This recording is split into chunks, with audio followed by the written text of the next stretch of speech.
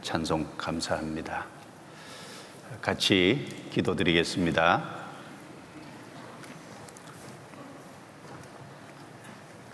거룩하시고 은혜로우시고 자비로우신 우리 아버지 하나님, 허물과 죄로 말미암아 하나님과 원수되어 있던 저희들, 주님의 사랑으로 또 보혈의 능력으로 구원해 주시고 우리를 하나님의 거룩한 자녀로 삼아 주신 은혜 진심으로 감사드립니다. 또 이를 인하여 모든 찬송과 존귀와 영광을 우리 아버지 하나님께 돌립니다. 이번 3차 수양회를 무사히 또 마칠 수 있게 도와주심을 감사합니다. 무엇보다 이번 수양회에 새로운 영혼이 많이 참석해서 구원을 받고 주님의 자녀가 되게 역사해 주시고 도와주신 은혜를 감사합니다. 구원받으신 분들, 이 아침에 구원받은 후의 삶이 어떻게 살아야 합당한 삶인지, 하나님의 선하시고 기뻐하시고 온전하신 뜻이 무엇인지 깨달아 알게 해 주옵소서. 이 시간 증거되는 말씀이 우리의 마음과 영혼 깊숙이 새겨지고 우리 신앙에 도움이 될 수 있도록 도와주시옵소서. 시종을 온전히 주께 의탁합니다. 부족한 사람의 입술과 마음을 다스려 주시고 오직 하나님의 말씀만 바르게 증거케 도와주시고 각 사람의 마음을 열어서 진리의 말씀을 받아들일 수 있도록 도와주시옵소서. 우리를 구원해 주신 주 예수님 이름으로 기도드리옵니다. 아멘. 성경 한 곳을 찾겠습니다. 에베소서 2장 8절 9절입니다.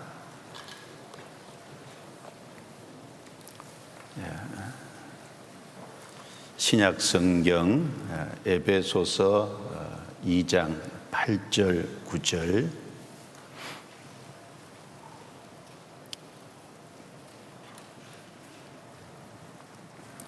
찾으셨으면 같이 읽겠습니다. 너희가 그 은혜를 인하여 믿음으로 말미암아 구원을 얻었나니 이것이 너희에게서 난 것이 아니요 하나님의 선물이라. 행위에서 난 것이 아니니 이는 누구든지 자랑치 못하게 함이니라. 거기까지입니다. 오늘 아침에 침례 받으신 분이 894명이에요. 900명에 6분 부족합니다. 오늘 아침 침례 받으신 분 손 한번 들어보실래요? 주변에 많이 받으셨죠.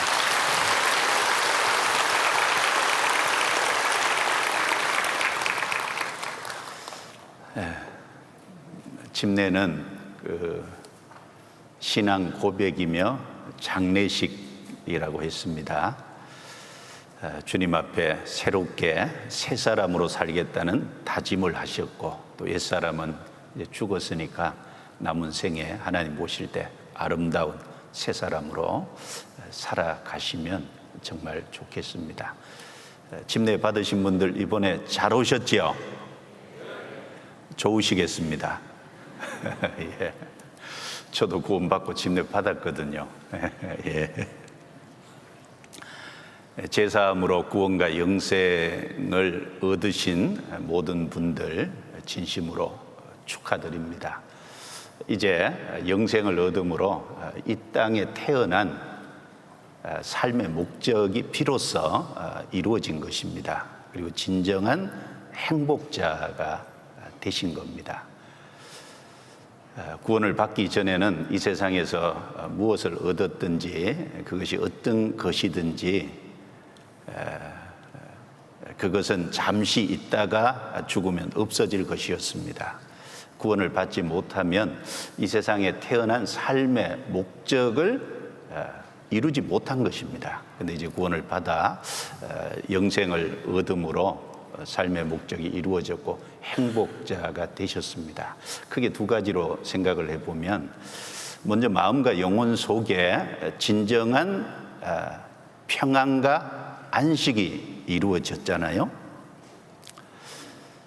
구원을 받지 않으면, 즉 불신자는 마음의 진정한 평강이 없습니다.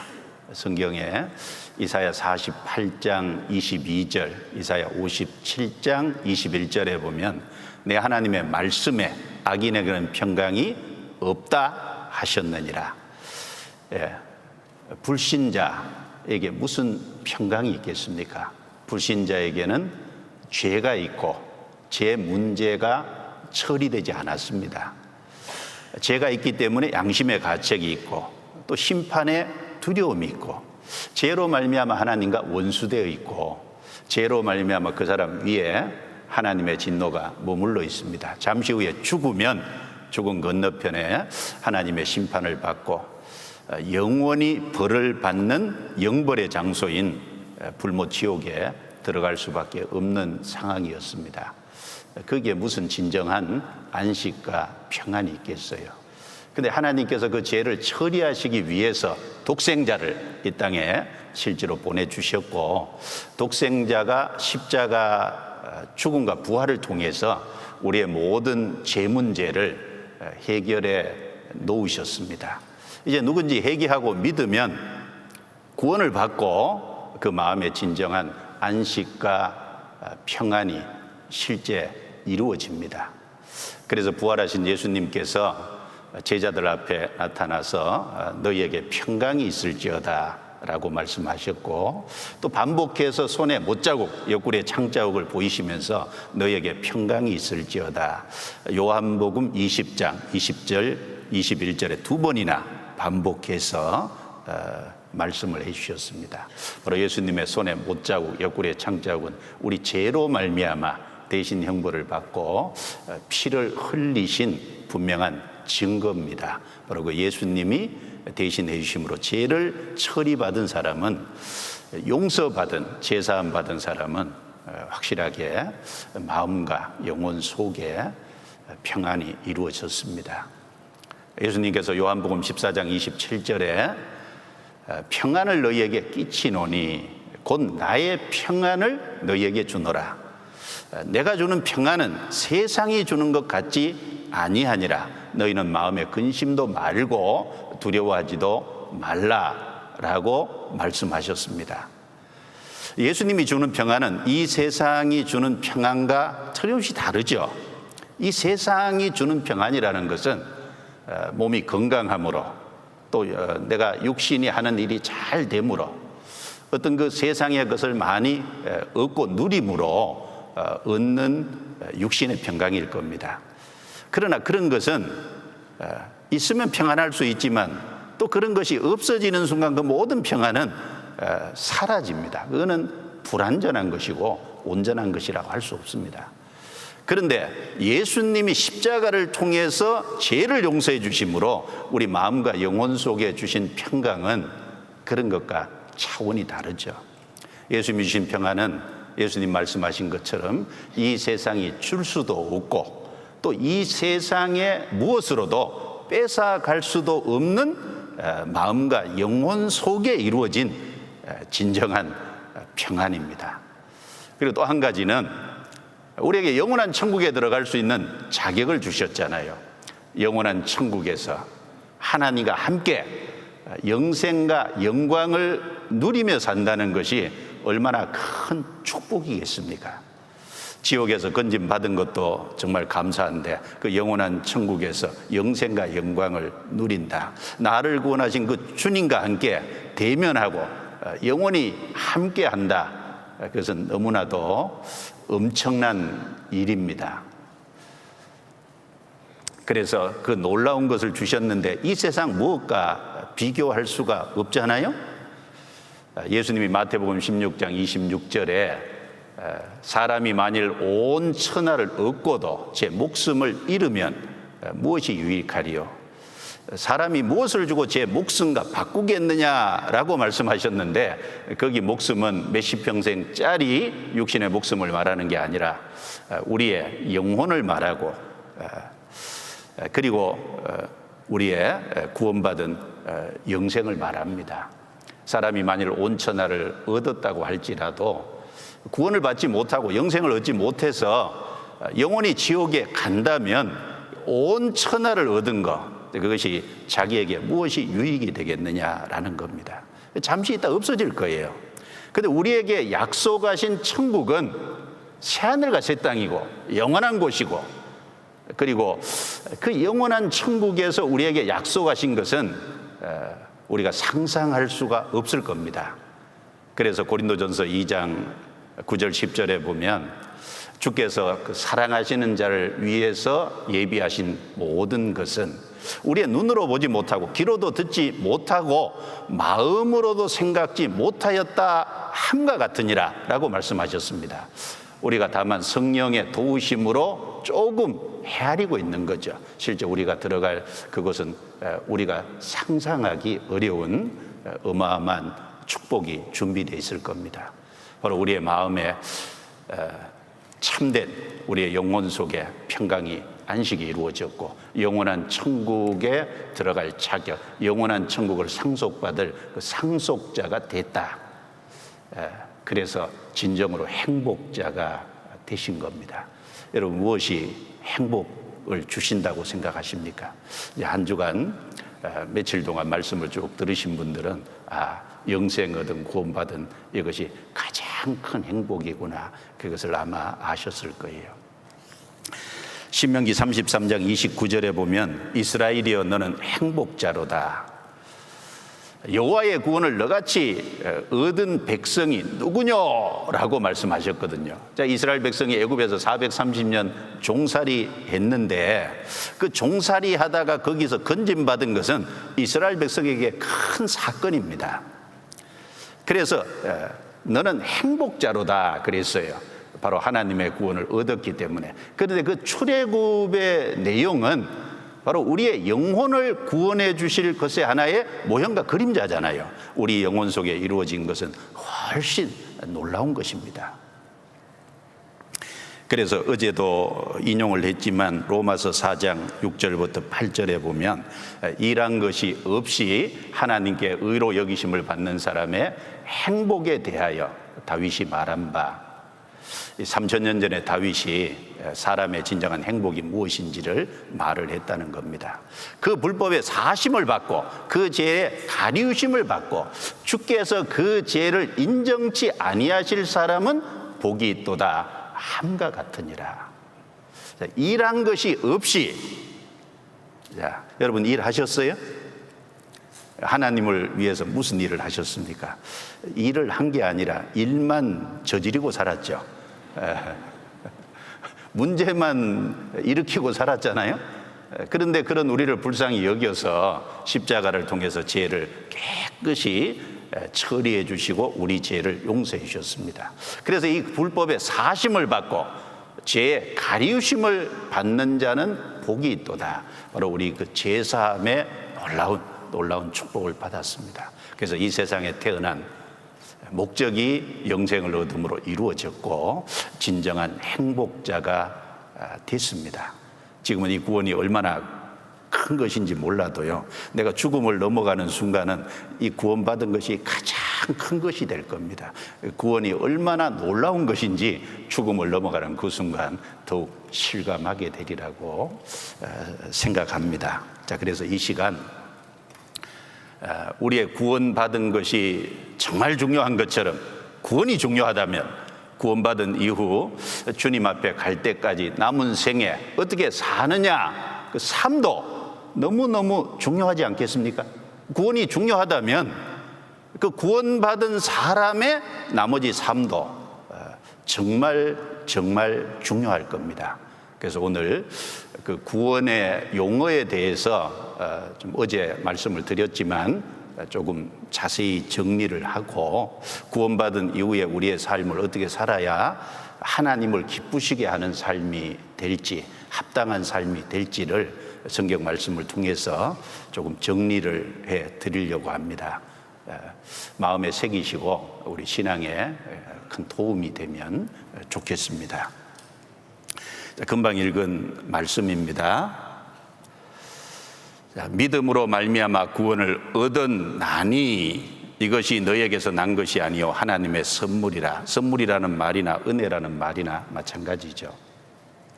하나님께서 하신 일이 있고 그 하신 일을 우리는 단지 믿음으로, 행위가 아니라 믿음으로 구원을 받았습니다. 구원을 받은 것은 이미 자기에게 이루어진 사실이어야 됩니다. 구원을 받으셨습니까? 예. 자, 그런데 구원을 받았다라고 하는 이 구원 안에 여러 가지 의미가 함축되어 있어요. 그래서 한 7가지 정도 구원받았다라는 그 속에 포함된 의미를 좀 여기 정리를 구절을 찾아서 말씀을 드리겠습니다. 자, 스크린에 띄웁니다. 구원받았다라고 할 때 첫 번째는 가장 중요한 것이 제사함 받았다는 겁니다. 제사함. 어떤 분은 병이 어떤 안수를 통해서 어떤 놀라운 기적을 통해서 병이 나았대요. 그래서 자기는 구원받았다라고 얘기합니다. 그건 병에서 구원받은 거지 조금 있으면 또 병들어요. 조금 있으면 또 죽어요. 성경에서 말하는 구원은 가장 핵심이고 중심되는 것이 죄에서 구원입니다. 죄를 용서받지 못하면 구원받은 것이 아닙니다. 성경 로마서 8장 32절에 진리를 알지니 진리가 너희를 자유케 하리라 라고 하는 유명한 말씀이 있습니다. 따라해 주시겠습니까? 진리를 알지니 진리가 너희를 자유케 하리라. 진리가 뭐예요? 진리가 자유케 한다는 내용이 뭐예요? 바로 죄에서 자유를 말합니다. 그 뒤에 로마서 8장 34절에 보면 죄를 범하는 자마다 죄종이라 라고 말씀하셨어요. 사람은 죄의 기질을 가진 죄인으로 태어나서 죄를 짓고 삽니다. 바로 그 죄를 짓고 살기 때문에 사람은 죄의 종입니다. 근데 그 죄 문제는 내가 해결하기 어렵잖아요. 그래서 아들 되시는 예수님이 오셔서 해결해 주셨어요. 그래서 로마서 8장 35절에 보면 종은 영원히 집에 거하지 못하되 아들은 영원히 거하나니 그러므로 아들이 너희를 자유케 하면 참으로 너희가 자유하리라. 죄의 종은 영원한 천국에 거할 수 없죠. 종이 아니라 죄를 용서받아서 어제 신분이 아들이 됐다고 했잖아요. 그 아들이 될 때 비로소 우리가 영원한 천국에 주님과 함께 영원히 거할 수 있을 겁니다. 그런데 그 죄를 해결하려면 아들이 너희를 자유케 하면 바로 예수님이 오셔서 죄 문제를 처리해 주심으로 우리를 죄에서 자유케 하신 겁니다. 그래서 진리를 알지니 진리가 너희를 자유케 하리라 라는 말씀은 바로 죄에서 모든 문제를 해결해 주시고 자유케 하신다라는 말씀입니다. 그래서 구원받았다 가장 중요한 핵심은 죄사함 받았다. 죄에서 자유입니다. 그래서 누가복음 1장 77절에 그 죄사함으로 말미암는 구원, 죄를 용서받음을 통한 구원이라고 했습니다. 마태복음 1장 21절에는 예수님의 탄생을 얘기하면서 그 이름을 예수라 하라. 이는 그가 자기 백성을 저희 죄에서 구원할 자이심이라 하니라. 예수라는 이름의 뜻이 구원이라는 뜻이죠.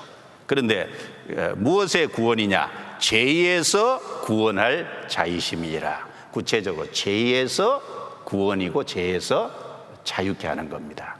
그래서 에베소서 1장 7절 우리가 그리스도 안에서 그의 은혜의 풍성함을 따라 같이 읽습니다.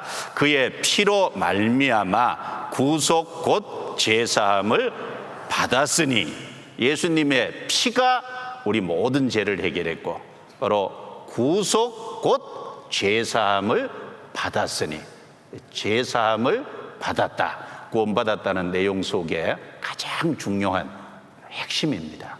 죄 사함이 없는 구원은 없습니다. 그리고 골로새서 1장 14절에도 그 아들 안에서 우리가 구속 곧 죄 사함을 받았으니, 에베소 1장 7절, 골로새 1장 14절 똑같이 죄 사함을 받았다.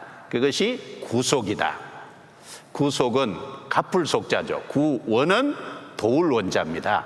그러니까 구원보다 구속이라는 단어가 훨씬 강조가 되고 그리고 갚아주고 구해낸 거니까 훨씬 어감이 강합니다. 그래서 구원, 구속이 뭐냐? 죄사함을 받았다라는 겁니다. 자, 그리고 두 번째는 의롭다함을 얻었다라는 의미가 포함됩니다. 로마서 4장 25절에 예수는 우리의 범죄함을 위하여 내어줌이 되고 또한 우리를 의롭다 하심을 위하여 살아나셨느니라.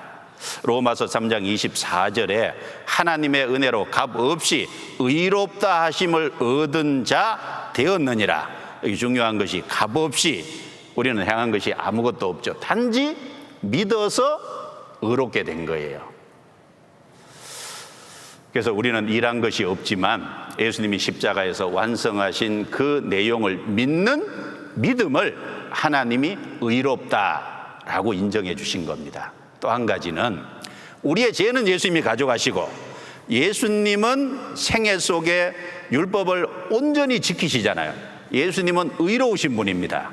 바로 우리 죄를 예수님이 가져가셨다는 사실을 믿는 그 사람에게 예수님이 율법을 지키신 의를 우리에게 넘겨주신 겁니다. 그래서 맞바꾼 거예요. 그걸 용어로 이중의 정가다 그렇게 말합니다. 내 죄는 예수님이 가져가고 예수님의 의로운 생애는 내게 넘겨주시고, 그래서 하나님이 우리를 보실 때 예수님 안에 있는 사람으로 보니까, 예수님을 통해서 보니까 작은 예수로 봐주시는 겁니다. 아시겠죠? 예수님 안에 있으니까 의롭다라고 인정하시는 겁니다. 자, 그리고 세 번째는 하나님의 자녀가 되었다라는 겁니다. 요한복음 1장 12절에 영접하는 자 곧 그 이름을 믿는 자들에게는 하나님의 자녀가 되는 권세를 주셨으니, 원래 하나님의 자녀가 아니었어요. 근데 믿어서 하나님의 자녀가 됐기 때문에 되는 권세, 원래 없다가 주어진 권세다라는 겁니다. 이 말씀도 오해하면 안 됩니다. 어떤 분은 영접하는 자, 그러니까 영접 기도를 하면 들어온다 이렇게 생각을 하시는 분이 계신 것 같은데, 여러분, 구원은 하나님이 해주셔요? 내가 할 수 있는 거예요? 하나님이 해주시죠? 자, 기도에서 자기 속에 들어온다면 구원의 주체가 자기가 되잖아요. 구원의 주체는 하나님입니다. 기도해도 안 들어오는 경우가 훨씬 많아요. 아시겠죠? 그래서 영접하는 자 설명을 해놨잖아요. 곧 그 이름을 믿는 자들에게는 하나님의 자녀가 되는 권세를 주셨다. 영접하는 걸 구체적으로 말하면 믿는 거예요. 바로 이름을 믿는다는 건 예수 이름이 구원이죠.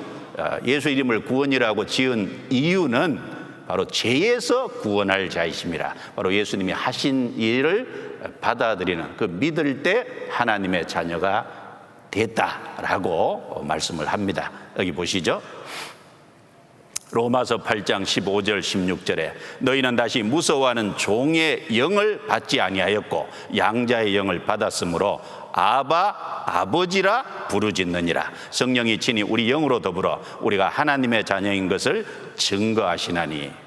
여기 두 가지 영을 얘기했죠. 무서워하는 종의 영, 그리고 양자의 영.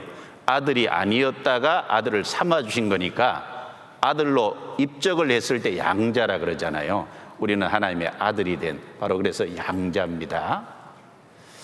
여러분, 교회 다니는 사람 중에 두 부류가 있어요. 하나는 두려워서 하나님을 섬기는 사람이 있습니다. 두려워서 뭔가 열심히 하는 사람이 있어요. 자, 그 사람은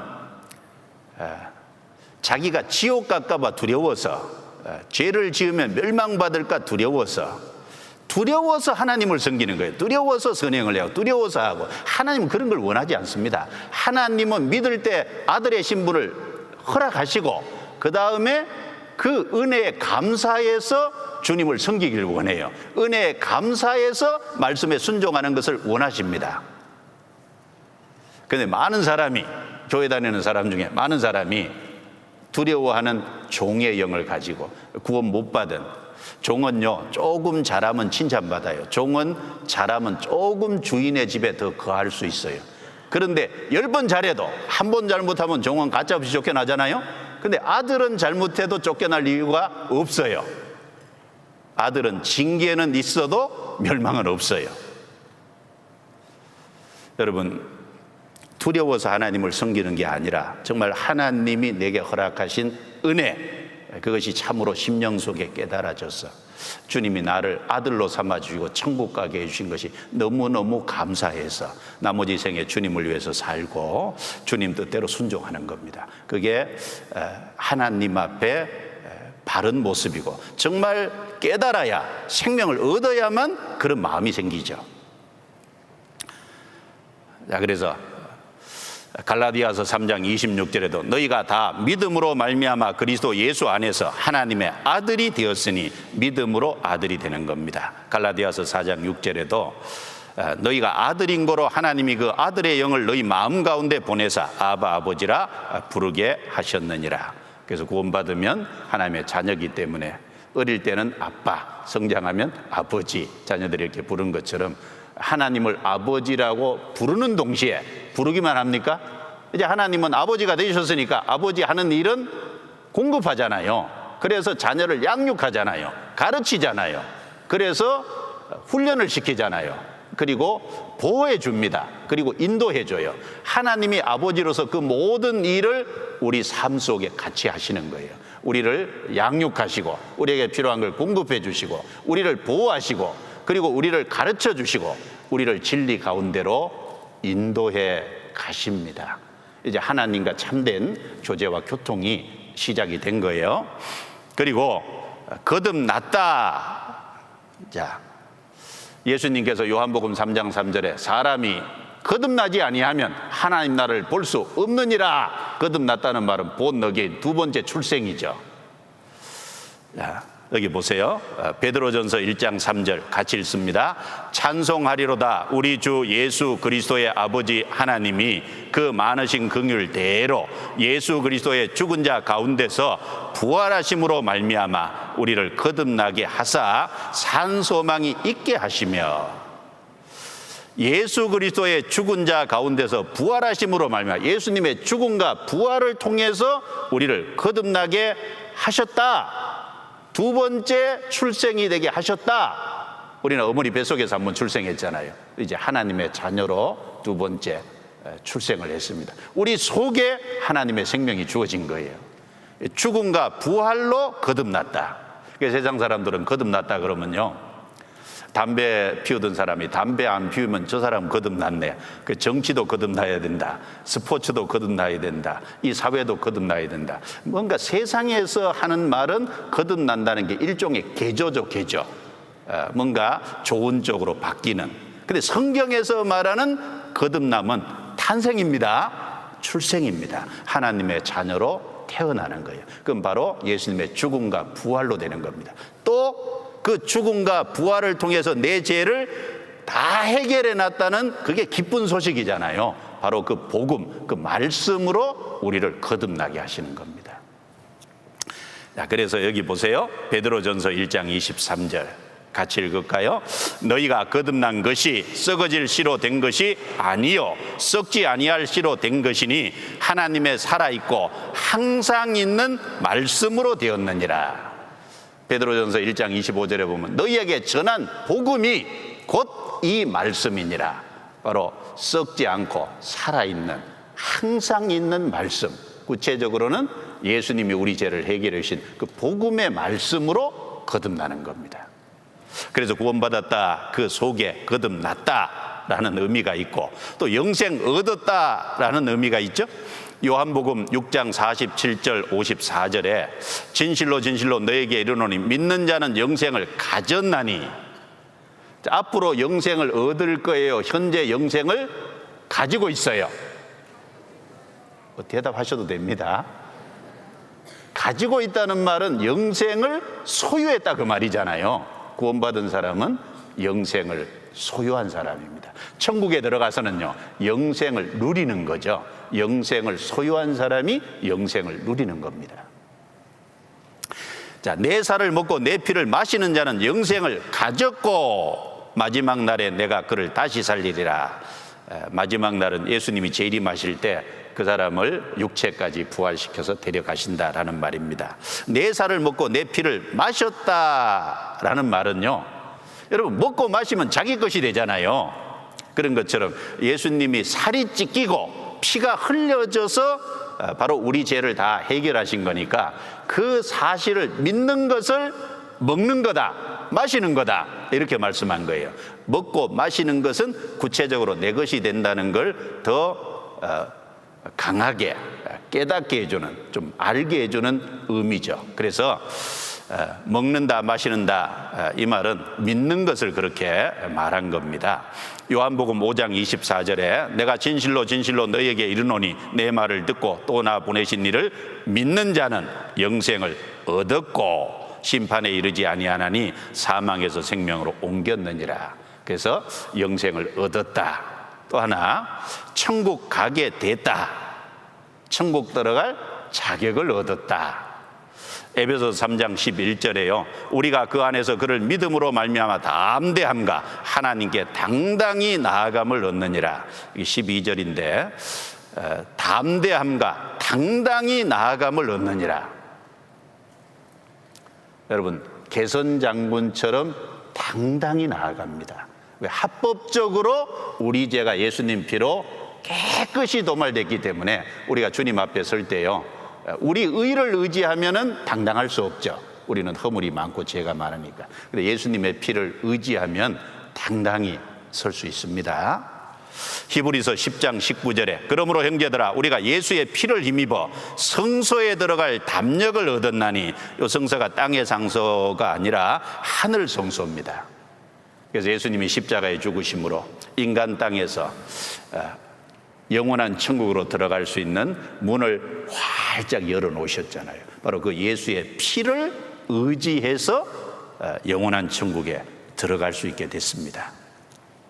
그리고 또 하나, 7번째, 성령 받았다라는 의미가 포함되어 있죠. 이 찬송가에 보면 내 죄를 속하여 주신 주 내 속에 들어와 계시네.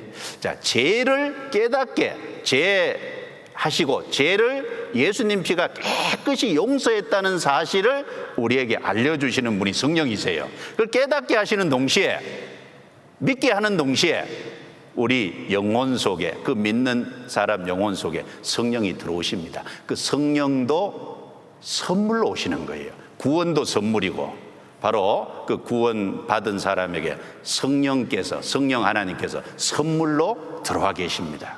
여기 보세요. 사도행전 2장 38절 같이 읽겠습니다. 너희가 회개하여 각각 예수 그리스도의 이름으로 세례를 받고 제사함을 얻으라. 그리하면 성령을 선물로 받으리니. 제사함을 얻으라. 제사함을 확실하게 얻은 사람, 죄 용서를 확실하게 받은 사람, 그리하면 성령을 선물로 받으리니. 구원도 아까 하나님의 선물이라 그랬죠? 바로 성령께서 우리 속에 들어오시는 것도 선물입니다.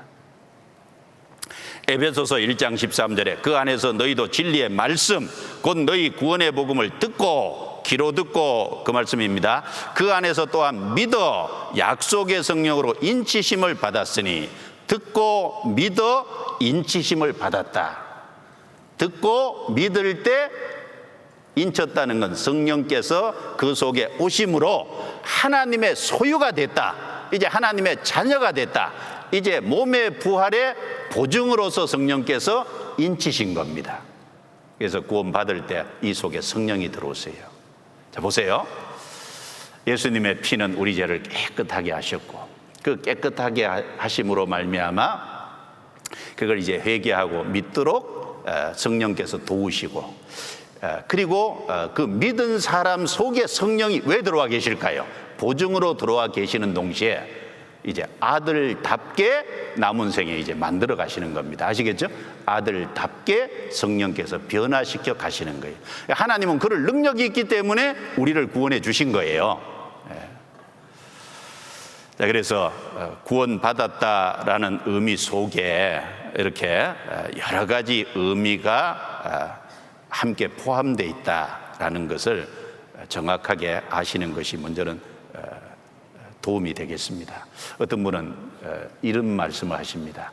나는 5년 전에 제사함 받고 2년 전에 구원받고 1년 전에 거듭나고 지금 천국 갈 자격을 얻었다. 뭔가 오해하시는 거죠?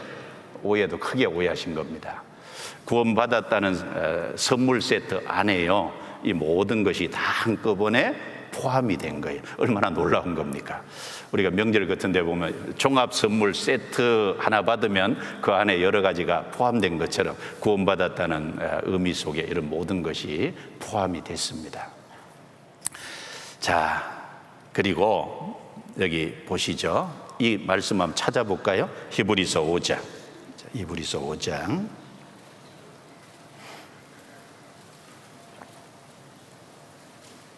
히브리서 5장.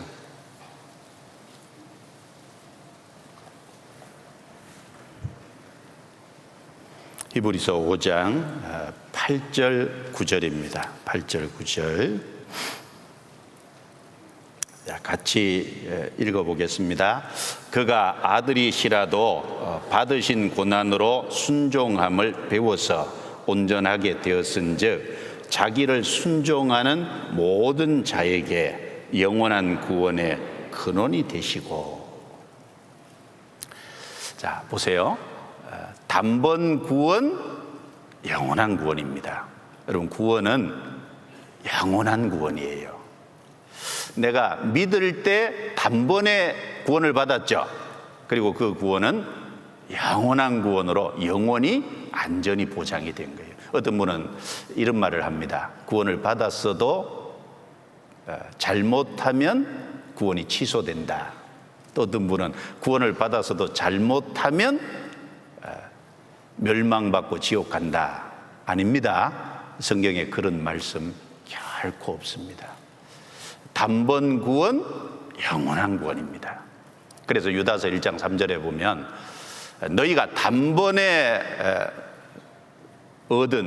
단번에 믿음으로 얻은 구원을 위하여 힘써 싸우라는 편지로 내가 너희를 권하여야 할 필요를 느꼈다. 단번에 일반으로 얻은 구원이라고 했습니다. 구원은 단번 구원이에요. 한번 믿을 때, 확실한 믿음을 가질 때, 그때 구원을 받은 거예요. 동시에 영원한 구원입니다. 그래서 여기 보시죠. 히브리서 5장 8절 9절에요. 그가 아들이시라도 받으신 고난으로 순종함을 배워서 온전하게 되었은즉. 자, 이 말씀은 예수님이 우리의 구원의 자격을 갖추셨다라는 말씀입니다. 예수님이 받으신 고난으로 온전하게 되었다. 원래 예수님은 온전하신 분이죠.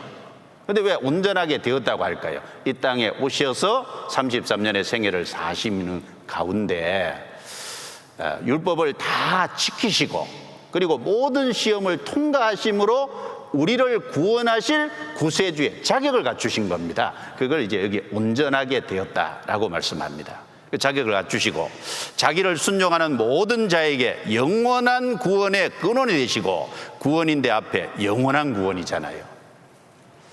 이사야 45장 16절 17절 구약 성경에서도 한 구절을 제가 찾았어요. 우상을 만드는 자는 부끄러움을 당하며 욕을 받아 다 함께 수욕중에 들어갈 것이로되 이스라엘은 여호와께 구원을 입어, 같이 읽습니다. 영원한 구원을 얻으리니 영세의 부끄러움을 당하거나 욕을 받지 아니하리로다. 자, 이스라엘뿐 아니라 누구든지 구원은 예수님을 통해서 받기 때문에 구원은 여기 영원한 구원입니다. 영원한 구원을 얻으리니 영세에 영원한 세상에서까지 부끄러움을 당하거나 욕을 받지 아니하리로다. 영원히 부끄러움을 당하지 않는 구원, 그게 영원한 구원이잖아요. 그래서 이사야 45장 21절에 땅끝의 모든 백성아 여호와를 앙망하라, 그리하면 구원을 얻으리라 라고 말씀했죠. 바로 그 이사야 45장에 바로 땅끝의 모든 백성아, 이스라엘뿐 아니라 모든 백성을 얘기했어요. 이사야 45장 22절 그 스펄전 목사가 그 구절을 설교하는 것을 듣다가 그렇지, 예수님이 내 모든 것을 하셨구나 라는 것을 알고 구원을 받았다고 하잖아요. 예, 구원은 여기 신약에서도 영원한 구원이라고 하셨고 구약에서도 영원한 구원이라고 하셨습니다. 좀 정리해 볼까요? 요한복음 10장 28절부터 30절 같이 읽습니다. 내가 저에게 영생을 주노니 영원히 멸망치 아니할 터이요 또 저희를 내 손에서 빼앗을 자가 없느니라. 저희를 주신 내 아버지는 만유보다 크심에 아무도 아버지 손에서 빼앗을 수 없느니라. 나와 아버지는 하나이니라. 영생을 주노니, 하나님은 주시고 사람은 영생을 받아요. 받으셨어요? 네. 대답 안 하신 분은 왜 안 해요? 영생 받으셨어요? 네. 영생을 주노니 우린 받았어요.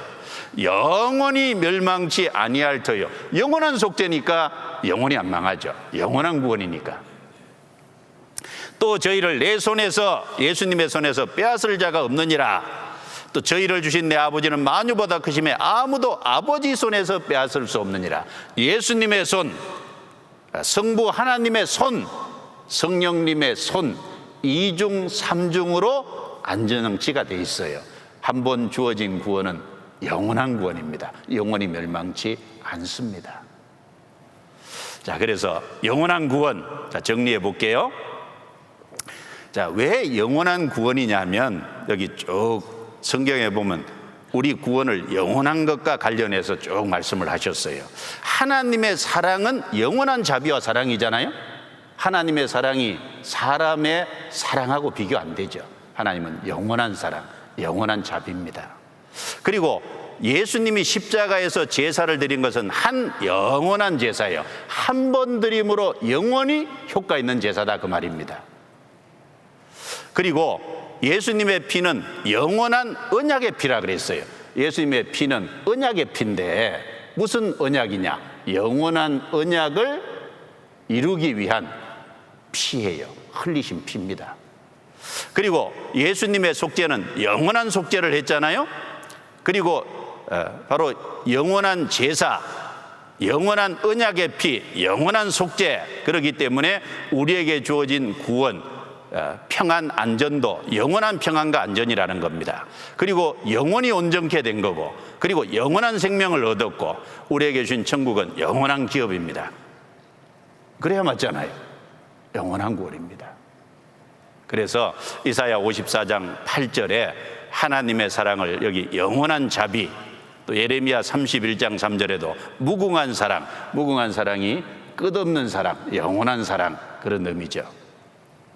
그리고 예수님이 십자가에서 못 박혀 죽으신 것은 한 영원한 제사, 한 번 죽으심으로 효과가 영원한 제사. 이스라엘 백성들은 1년에 한 번씩 또 범죄할 때마다 반복해서 드렸잖아요. 예수님은 다르죠. 예수님은 창조주가 피조물의 육체를 입고 오셔서 십자가를 통해서 이루신 겁니다. 그래서 영원히 온전케 하셨느니라. 우리를 1년 또 20년 이 정도가 아니라 영원히 온전케 하신 거예요. 히브리서 13장 20절에는 영원한 언약의 피라고 하셨습니다. 히브리서 9장 12절 같이 읽습니다.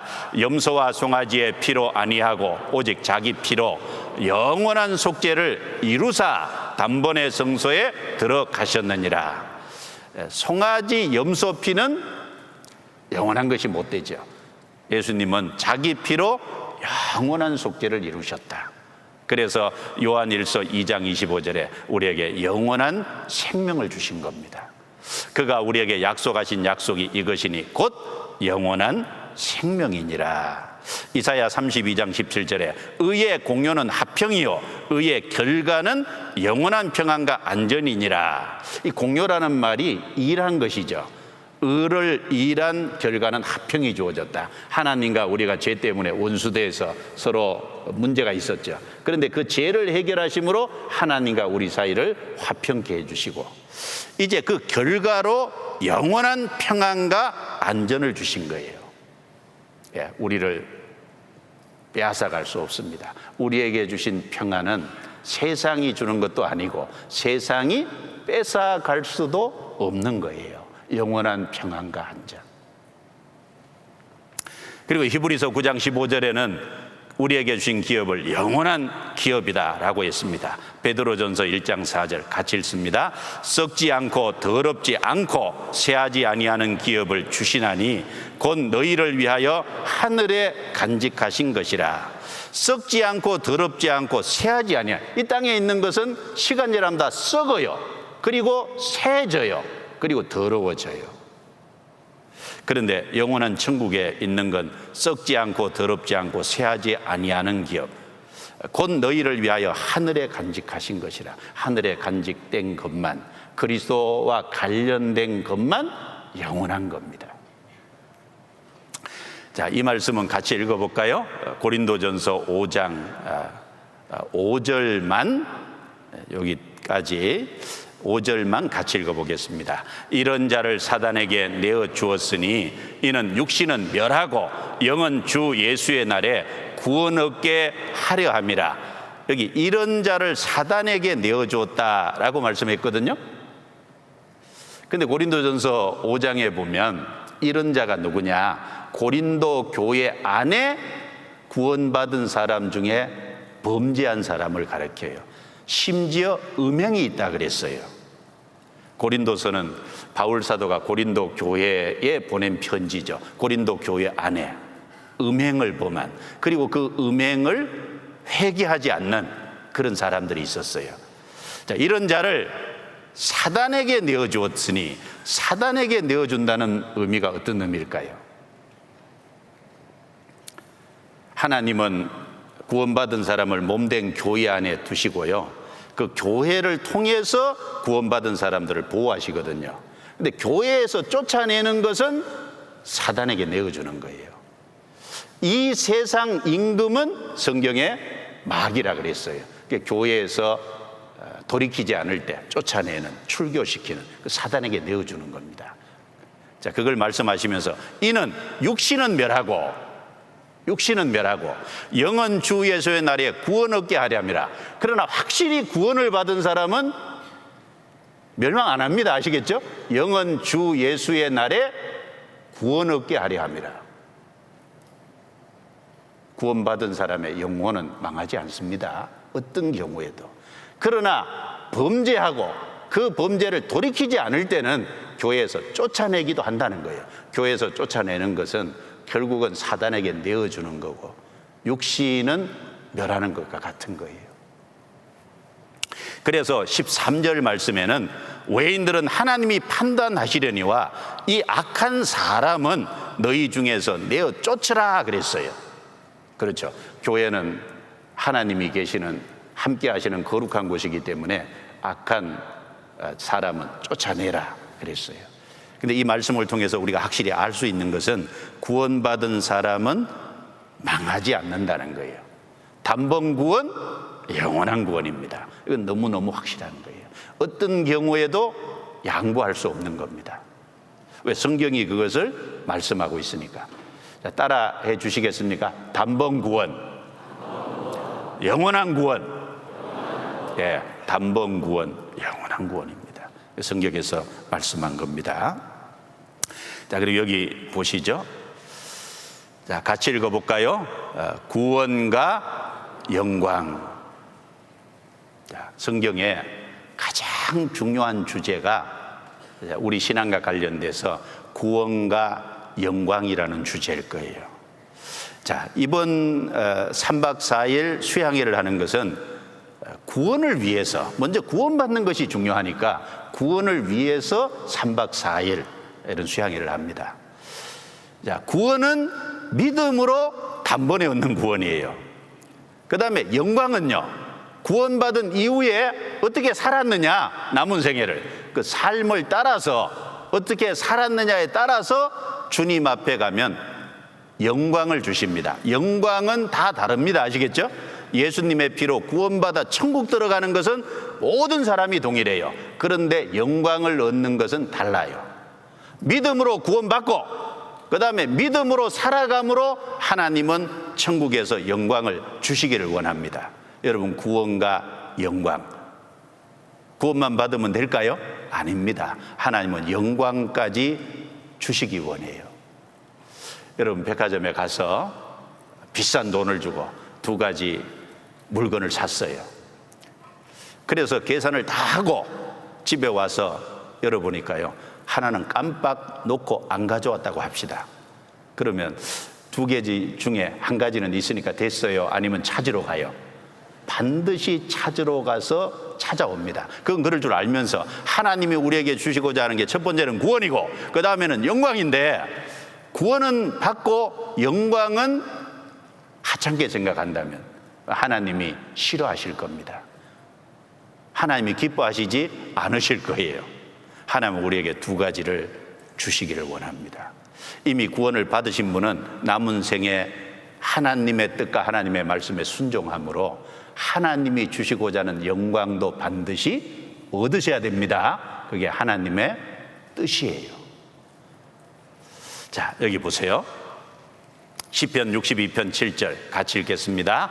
나의 구원과 영광이 하나님께 있으며 내 힘의 반석과 피난처도 하나님께 있도다.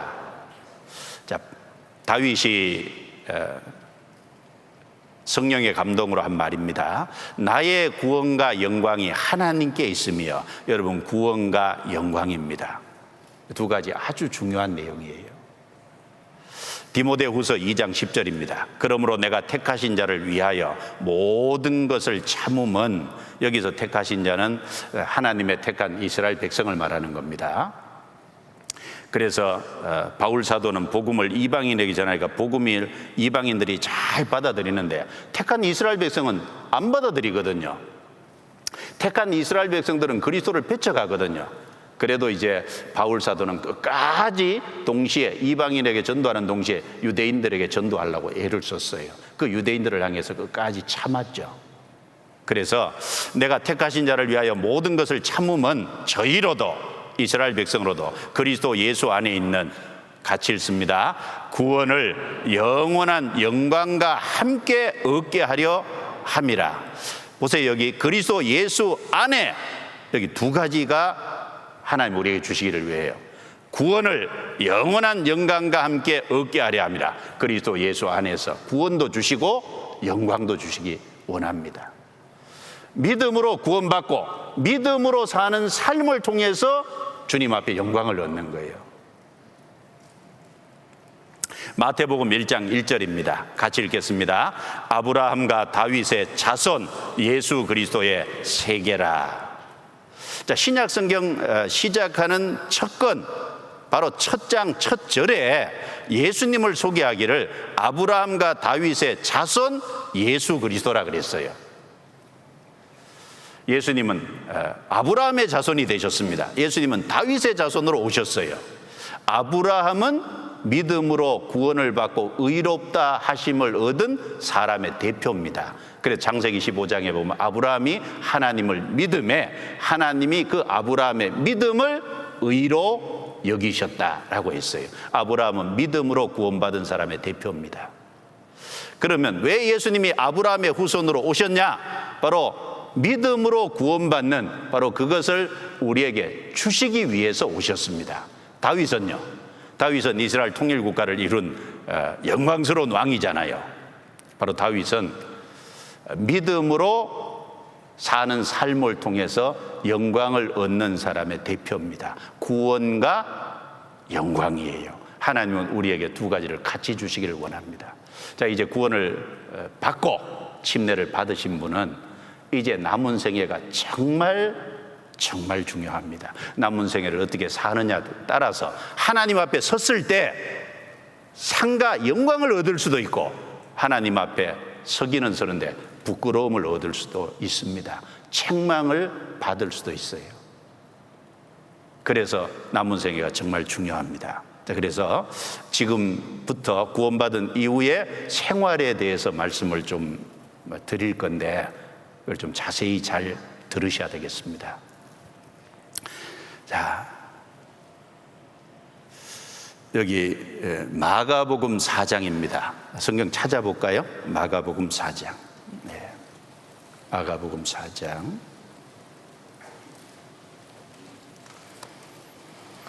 마가복음 4장.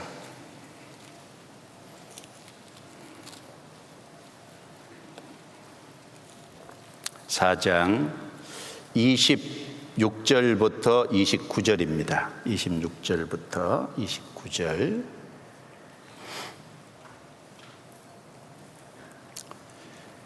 천천히 생각하시면서 같이 읽겠습니다. 또 가라사대 하나님의 나라는 사람이 씨를 땅에 뿌린 것 같으니 저가 밤낮 자고 깨고 하는 중에 씨가 나서 자라되 그 어떻게 된 것을 알지 못하느니라. 땅이 스스로 열매를 맺되 처음에는 싹이요 다음에는 이삭이요 그 다음에는 이삭의 충실한 곡식이라. 열매가 익으면 곧 낫을 대나니 이는 추수 때가 이르렀음이니라. 자, 여기 하나님의 나라는 이라고 말씀했습니다. 여기서 말하는 하나님의 나라는 우리가 장차 들어갈 영원한 천국을 말하는 것이 아닙니다. 이 세상은 영원한 천국에 들어갈 하나님의 백성을 준비하는 시간입니다. 이 세상에서 영원한 천국에 들어갈 하나님의 백성을 준비하는 일은 이와 같다라고 비유를 들어 말씀하신 겁니다. 특별히 농부가 씨를 뿌려서 농사 짓는 싹이 나죠.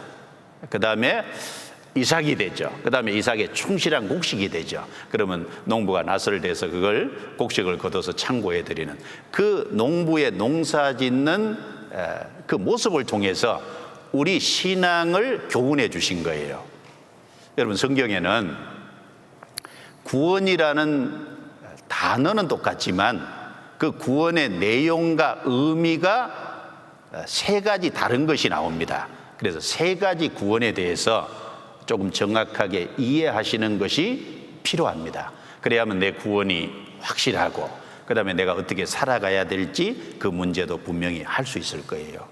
바로 이 농부가 씨 뿌리는 그래서 농사 짓는 이 과정을 통해서 세 가지 구원을 우리에게 교훈적으로 말씀해 주신 건데 여기 보시죠.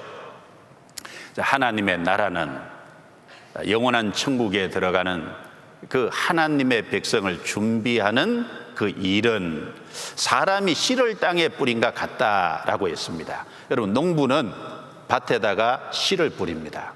하나님은 우리의 마음에다가 하나님의 말씀을 뿌려요. 마가복음 4장 그 앞에요. 마가복음 4장 14절입니다. 14절 같이 읽겠습니다. 뿌리는 자는 말씀을 뿌리는 것이라. 자, 그래서 여기 보시면 씨는 하나님의 말씀이고 땅은 사람의 마음판을 가리키는 거예요. 자, 농부가 땅에다 씨를 뿌리면 저가 밤낮 자고 깨고 하는 중에 씨가 나서 자라되 그 어떻게 된 것을 알지 못하느니라. 그렇죠. 농부는 씨를 뿌려놓지 거기 자기가 그 씨에서 싹을 끄집어내는 게 아니잖아요. 밤낮 자고 깨고 하는 중에 그 말은 시간이 흘러가는 과정 속에서 씨를 뿌리고 물을 주는 건 할 수 있어도 그 다음에 그 과정은 하나님이 하시는 거잖아요. 하나님이 우리 마음에 하나님의 말씀을 뿌리면 그 우리 마음에서 하나님의 말씀이 역사하는 과정이 있다는 거예요. 그래서 여기 보시죠. 세 가지 과정입니다. 땅이 스스로 열매를 맺되 처음에는 싹이요, 싹입니다. 다음에는 이삭이요, 그 다음에는 이삭의 충실한 곡식이라. 싹, 이삭, 이삭의 충실한 곡식, 세 가지 과정이 있듯이 우리에게 하나님의 말씀이 뿌려져서 구원을 받으면 이 세 가지 과정이 있다는 겁니다. 그걸 세 가지 구원해서 좀 설명드려 보겠습니다. 싹 그러면 생명이 시작된 거죠. 농부가 씨를 뿌려놓고요, 밤낮 자고 깨고 하는 중에 계속 나가보겠죠. 어느 날 싹이 딱 나왔어요. 아, 생명이 시작됐구나. 그런데 한 달을 기다려도 안 나와요. 그럼 죽은 거죠. 싹이 나오는 건 생명의 시작입니다. 자, 이것은 구원으로 말하면 영혼 구원입니다. 그리고 또 다른 표현으로는 하나님이 의롭다라고 하셨다. 칭의. 그 다음에 의인의 신분을 얻었다. 이 영혼 구원이에요. 자, 따라해 주시죠. 영혼 구원, 칭의, 의인.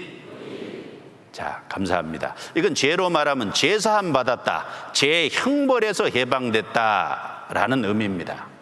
예수님이 내 대신 죄 형벌을 대신 받아줌으로, 예수님이 받았으니까 나는 안 받게 해주신 죄 형벌에서 면제됐다, 해방됐다, 이런 의미입니다. 그러니까 이것은 법적인 의미입니다. 법적인. 자, 그리고 이것은 믿음으로 단번에 얻는 구원이에요. 평생에 딱 한 번입니다. 그리고 이 구원을 얘기할 때는 성경에 과거 완료형 시제를 사용했어요. 자, 두 구절 찾습니다. 베드로전서 1장 8절 9절에요. 예수를 너희가 보지 못하였으나 사랑하는도다. 이제도 보지 못하나 믿고 말할 수 없는 영광스러운 즐거움으로 기뻐하니. 같이 읽을까요? 믿음의 결국 곧 영혼의 구원을 받음이라. 영혼의 구원을 받음이라. 영혼 구원. 믿음으로 얻는 영혼 구원. 그 다음에 에베소서 2장 8절에 너희가 그 은혜를 인하여 믿음으로 말미암아 구원을 얻었나니 이것이 너희에게서 난 것이 아니요 하나님의 선물이라. 믿음으로 구원을 얻었나니 완료형이잖아요. 이것은 평생에 딱 한 번입니다. 이것은 죄를 용서받을 때 이루어지는 구원이에요. 두 번째입니다. 자, 싹이 났어요. 그런데 그 상태로 계속 있어요. 그럼 농부에게 근심이죠. 구원을 받았으면 성장해야 될 거 아니에요? 구원받은 그 상태로 그대로 처음 상태로 있어요. 하나님이 기뻐하실 수 없죠. 싹이 났으면 자라야 되듯이 구원을 받았으면 그 자라가는, 성장하는 것이 반드시 있어야 됩니다. 여기 보세요. 이것은 생명의 성장을 말합니다. 이것은 구원으로 표현하면 성품구원, 생활구원인데 내 성품이 예수님의 성품을 닮아간다. 예수님은 우리의 구세주인 동시에 우리의 본이시잖아요. 우리는 예수님의 가르침을 받고 예수님을 따르고 예수님을 본받아야 돼요. 예수님께서 나는 마음이 온유하고 겸손하니 나의 멍에를 메고 내게 배우라 라고 말씀하셨잖아요. 예수님 우리 구세주인 동시에 우리가 본받아야 될 본이시거든요. 그래서 성품이 예수님을 닮아간다. 그래서 성품구원.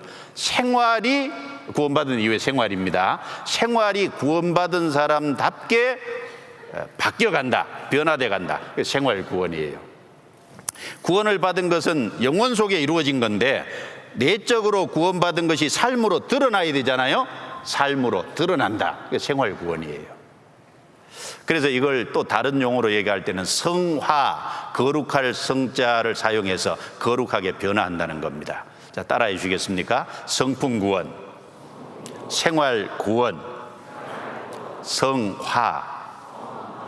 자, 이게 두 번째 구원입니다. 자, 이 죄로 말하면 이건 죄의 권세, 죄의 힘에서 해방이에요. 무슨 의미냐면 구원을 받아서도 내 육체 속에 아직 죄의 기질이 있고 이 세상에 우리를 유혹하는 것이 많이 있고 보이지 않는 마귀와 사탄도 그리스도인들을 넘어뜨리려고 여러 가지로 미혹하고 유혹해요. 그런 게 다 힘이잖아요. 권세입니다.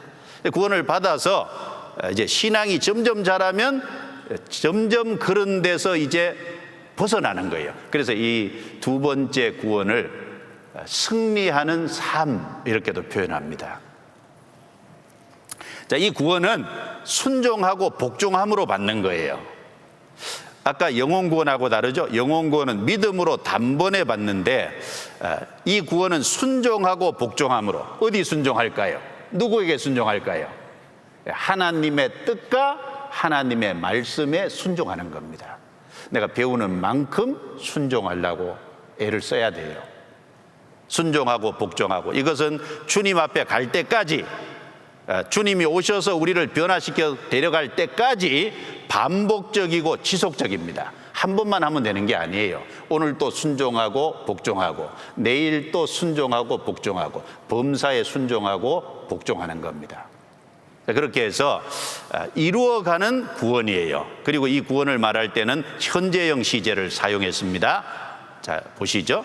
베드로전서 2장 1절 2절에 그러므로 모든 악독과 모든 계율과 외식과 시기와 모든 비방하는 말을 버리고 갓난 아이들 같이 신령하고 순전한 젖을 사모하라. 같이 읽습니다. 이는 이로 말미암아 너희로 구원에 이르도록 자라게 하려 함이라. 자라는 구원이잖아요. 성장하는 구원. 여러분, 어린아이는 태어나서요, 어린아이는 계속 어머니 젖을 먹어요.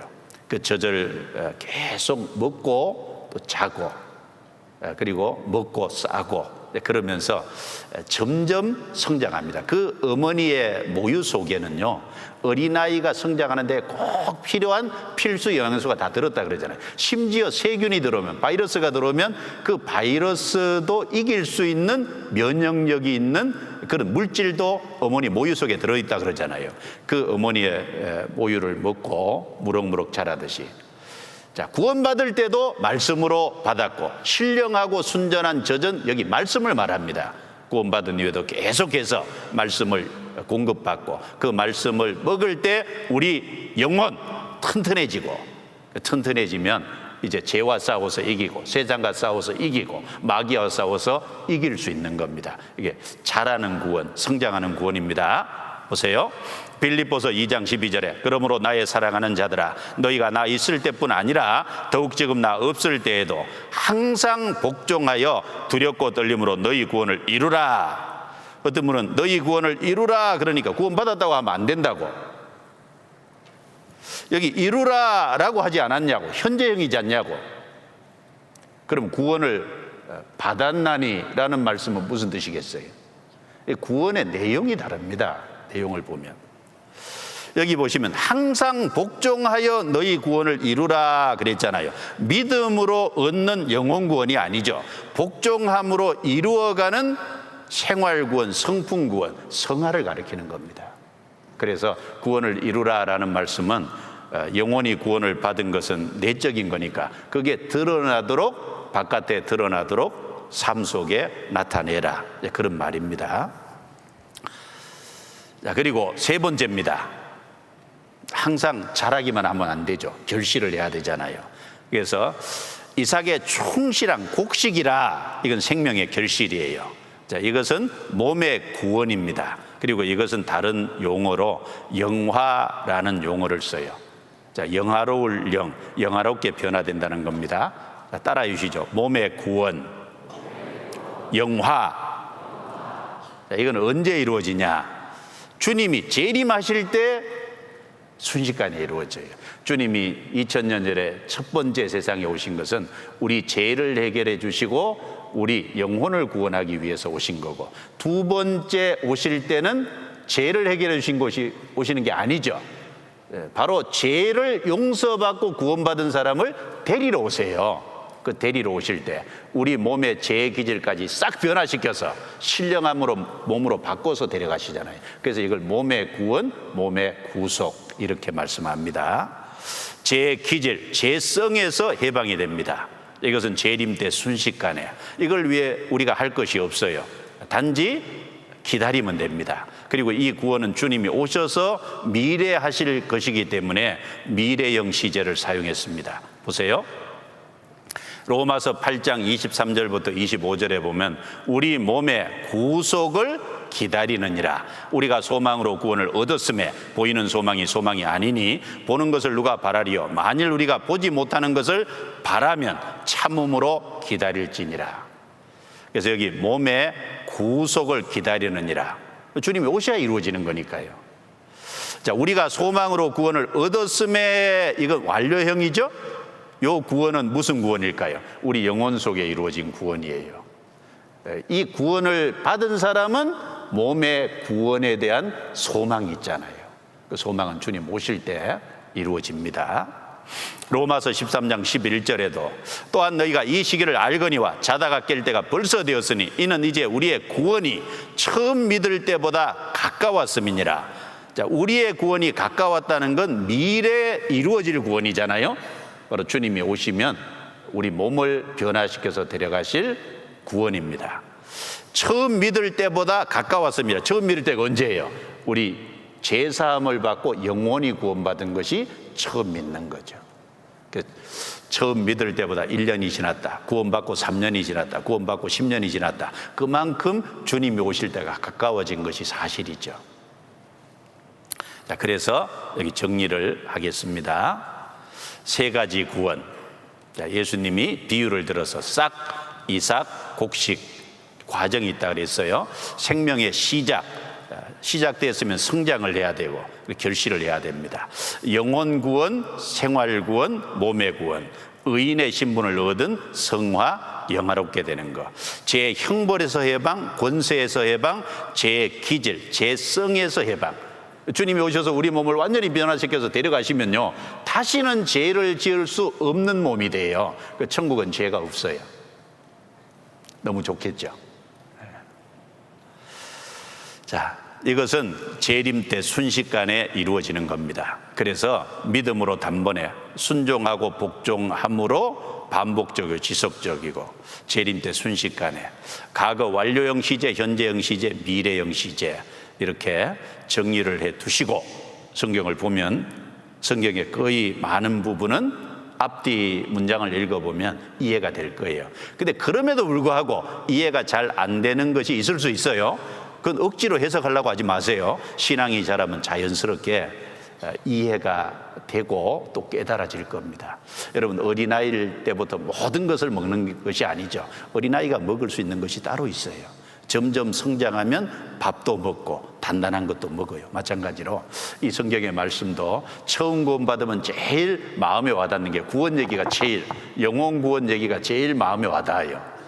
그래서 이제 점점 시간이 지나면서 성장하는 만큼 또 필요한 만큼 깨닫게 해주실 겁니다. 자, 여기 보세요. 자, 그러면 이 세 가지 중에 가만히 한번 잘 생각해 보세요. 영혼 구원을 확실히 받은 사람, 나는 구원을 받았다. 그리고 장차 주님이 오셔서 내 죄 기질을 벗어버리고 신령한 몸으로 변화시켜서 데려갈 그 소망을 갖고 있어요. 중요한 것은 현재 그것이 확실하다면요, 내 영혼 구원이 확실하고 주님이 오셔서 나를 데려가실 것이 확실하다면 현재 어떻게 살아야 돼요? 현재 정말 생활 구원을 이루면서 살아야 됩니다. 그렇겠죠? 그 믿음이 확실하다면 삶 속에 바르게 살아야 되잖아요. 자, 여기 한 구절을 제가 그래서 인용해 봅니다. 요한일서 3장 2절 3절. 중요한 말씀이니까 같이 읽어보겠습니다. 사랑하는 자들아, 우리가 지금은 하나님의 자녀라. 장래에 어떻게 될 것은 아직 나타나지 아니하였으나 그가 나타내심이 되면 우리가 그와 같을 줄을 아는 것은 그의 계신 그대로 볼 것을 인함이니 주를 향하여 이 소망을 가진 자마다 그의 깨끗하심과 같이 자기를 깨끗하게 하느니라. 자, 우리가 지금은 하나님의 자녀라. 구원받으면 하나님의 자녀, 지금 하나님의 자녀예요. 그런데 그 하나님의 자녀가 장래에 어떻게 될 것은 아직 나타나지 않았다. 그렇죠. 장래에 그 하나님의 자녀로서 받을 영광과 상, 축복이 있을 거예요. 세상은 우리를 하나님의 자녀로 인정 안 해주죠. 세상은 우리가 하나님의 자녀인지도 몰라요. 왜? 하나님을 모르기 때문에 하나님의 자녀들이 얼마나 귀한지, 하나님의 자녀들이 받을 축복이 뭔지 그걸 전혀 모릅니다. 그래서 우리는 알죠. 여기 보세요. 그가 나타내심이 되면, 재림하시면 우리가 그와 같을 줄을 아는 것은, 우리가 예수님처럼 됩니다. 우리가 예수님이 되는 건 아니지만 예수님처럼 돼요. 예수님이 나를 아신 것처럼 내가 주님을 온전히 알게 될 겁니다. 대면에서 볼 겁니다. 그 영원한 천국에서 부활의 몸을 입고 영생과 영광을 누리게 될 겁니다. 그렇다면 그 소망이 확실하다면요, 주를 향하여 이 소망을 가진 자마다, 가진 자는 누구든지 가진 자 각각의 사람은 그의 깨끗하신과 같이 자기를 깨끗하게 하느니라. 주님이 깨끗하신 것처럼 우리 삶도 깨끗하게 해야 되지 않겠습니까? 마음대로 살아서 되겠어요? 그럼 안 되잖아요. 영혼 구원이 확실하고 몸의 구원의 소망이 확실한 사람은 현재 주님이 이 땅에 구별된 삶을 사셨듯이 우리도 이 땅의 남은 생애를 구별된 사람을 살고 신앙이 성장하고, 그리고 성품과 생활이 점점 하나님의 아들답게 변화돼 가야 될 겁니다. 그것이 하나님이 우리에게 바라시는 거예요. 자, 그리고 구원받은 이후에 신분과 상태, 이 두 가지를 또 좀 구별해 두시기 바랍니다. 신분은 영어로 포지션이고, 그리고 상태는 컨디션이에요. 자, 여기 보세요. 자, 구원받은 사람은 제사함 받은 것이 확실해요. 자, 의인의 신분을 받은 것이 확실해요. 구원받은 죄인, 그 잘못된 표현입니다. 구원받으면 하나님 앞에 의인의 신분을 얻었어요. 구원받으면 하나님의 아들이 확실히 됐어요. 제사함 받았다, 그보다 더 큰 말이 의인 됐다, 그것보다 더 큰 말이 하나님의 자녀 됐다. 놀라운 거죠. 그러니까 하나님의 자녀가 되는 권세라고 했잖아요. 그런데 상태는 죄의 기질이 아직 있어요.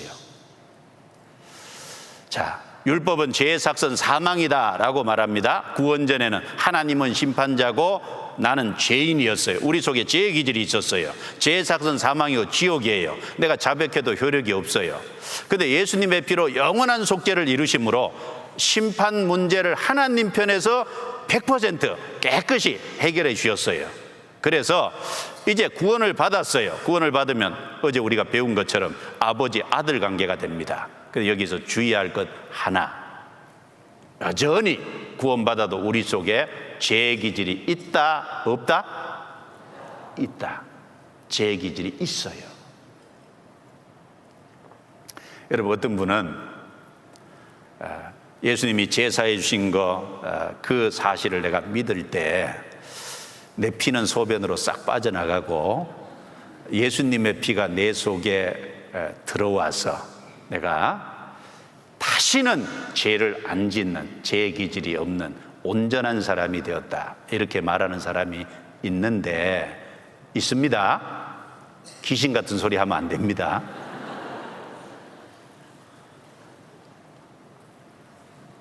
성경에 그런 말씀이 없어요. 성경에 구원받아도 여전히 육체를 입고 이 세상에 살아가는 동안에는 우리 속에는 죄의 기질이 있어요.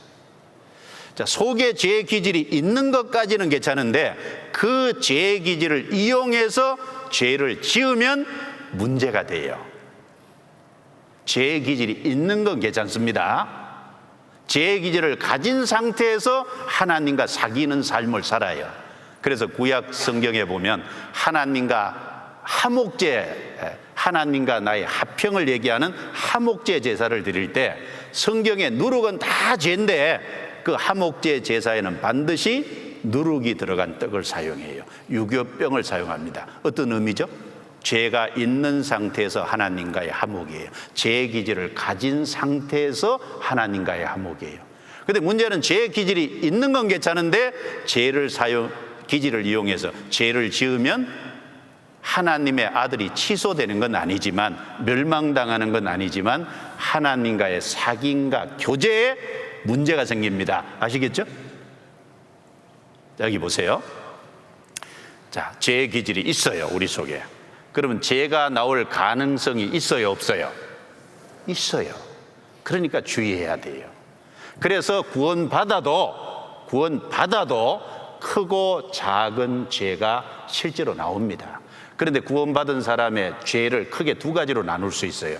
하나는 부지 중의 죄고요, 하나는 고의적인 죄예요. 자, 부지 중의 죄는 내가 이미 습관 속에 내 몸에 내 삶에 살아오면서 익숙하게 체득돼 있어요. 그걸 죄인지 모르고 그냥 습관 속에 살아왔어요. 구원받으면 이미 습관 속에 익숙하기 때문에요. 자기도 모르게 툭툭 튀어나옵니다. 화를 잘 내는 사람은 자기도 모르게 어떤 환경과 상황이 되면 툭 튀어나오죠. 말이 툭 튀어나옵니다. 운전 급하게 하는 분은 앞에 누가 끼어들면 욕 잘하는 분이 있더라고요. 자기도 모르게 여기 툭 튀어나와요. 그게 자기가 의도하지 않은 습관적인 죄예요. 근데 죄가 의는 아니잖아요. 그것도 죄입니다. 아무리 작은 거라도요, 아무리 작은 죄라도 죄는 죄예요. 그러니까 어떻게 해요? 그걸 죄로 인정해야 돼요. 그리고 그런 나의 삶을 변화시켜야 되겠다는 의지가 있어야 돼요. 죄를 죄로 인정하고 그걸 하나님께 아뢰라는 겁니다. 자백이에요, 자백. 자, 보세요. 베드로전서 3장 21절에 물은 예수 그리스도의 부활하심으로 말미암아 이제 너희를 구원하는 편이 곧 세례라. 육체의 더러운 것을 제하여 버림이 아니요 오직 선한 양심이 하나님을 향하여 찾아가는 것이라. 육체의 더러운 것을 제하여 버림이 아니요. 구원받아도 죄의 기질이 있어요. 여러분, 내가 구원받았다라는 것은 영혼과 몸 할 때 영원히 구원받은 거예요. 죄사함 받았다, 의롭다 안 받았다, 하나님의 자녀였다, 영원히 구원받은 거예요. 몸은 변하지 않고 그대로 있잖아요. 헬라어로 몸을 가르칠 때 두 가지 단어를 써요. 하나는 소마, 하나는 사르크스인데, 소마는 말 그대로 몸을 가르치고, 이 사르크스라는 그 단어는 몸 안에 있는 죄의 기질을 말합니다. 이 몸 안에 있는 죄의 기질, 이건 변함이 없이 그대로 있잖아요. 구원받았을 때 이게 받은 게 아닙니다. 자, 이거는 주님 오실 때 변화시키는 거예요. 이 죄의 기질이 있으니까 죄가 나온다는 거예요. 그럼 죄가 나오면 무슨 문제가 생기냐? 하나님과의 사귐의 문제가 생겨요. 그래서 요한일서 1장 6절입니다. 자, 여기까지만, 앞부분만 6절만 같이 읽겠습니다. 만일 우리가 하나님과 사귐이 있다 하고 어두운 가운데 행하면 거짓말을 하고 진리를 행치 아니함이거니와. 자, 하나님과 사귐이 있다. 누가 사귐이 있어요? 구원받아야 하나님과 자기 사이에 죄가 법적으로 해결이 되고 비로소 하나님과 화평이 이루어지고 사귐이 생기는 거예요. 구원받은 사람은 하나님과 사귐이 이루어진 사람입니다. 그런데 사귐이 있다 하고 하나님과 아버지 아들 관계로 교제가 시작됐는데 어두운 가운데 행하면, 죄를 지으면, 그 사귐이 있다는 말이 거짓말이다, 그 말입니다.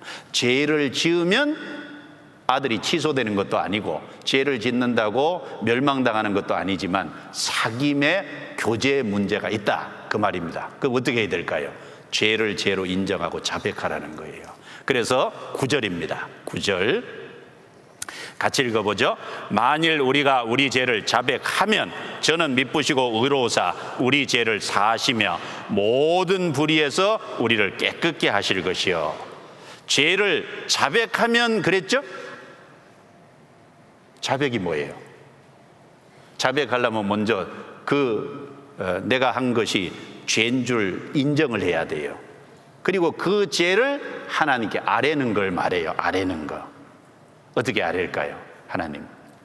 하나님께서 내 삶의 모든 죄를 예수님 피로 영원히 용서해 주시고, 정말 죄를 다 용서받은 것이 확실한데 하나님의 자녀가 됐는데 내가 지어서 안 될 이 죄가 하나님 나왔네요. 하나님 이거 죄인 줄 인정합니다. 이 죄에서 벗어날 수 있도록, 이겨낼 수 있도록 도와주세요. 나를 변화시켜 주세요. 죄를 지을 때마다 자백해야 돼요. 아시겠죠? 인정하고 하나님께 아뢰세요. 그 순간 아뢰지.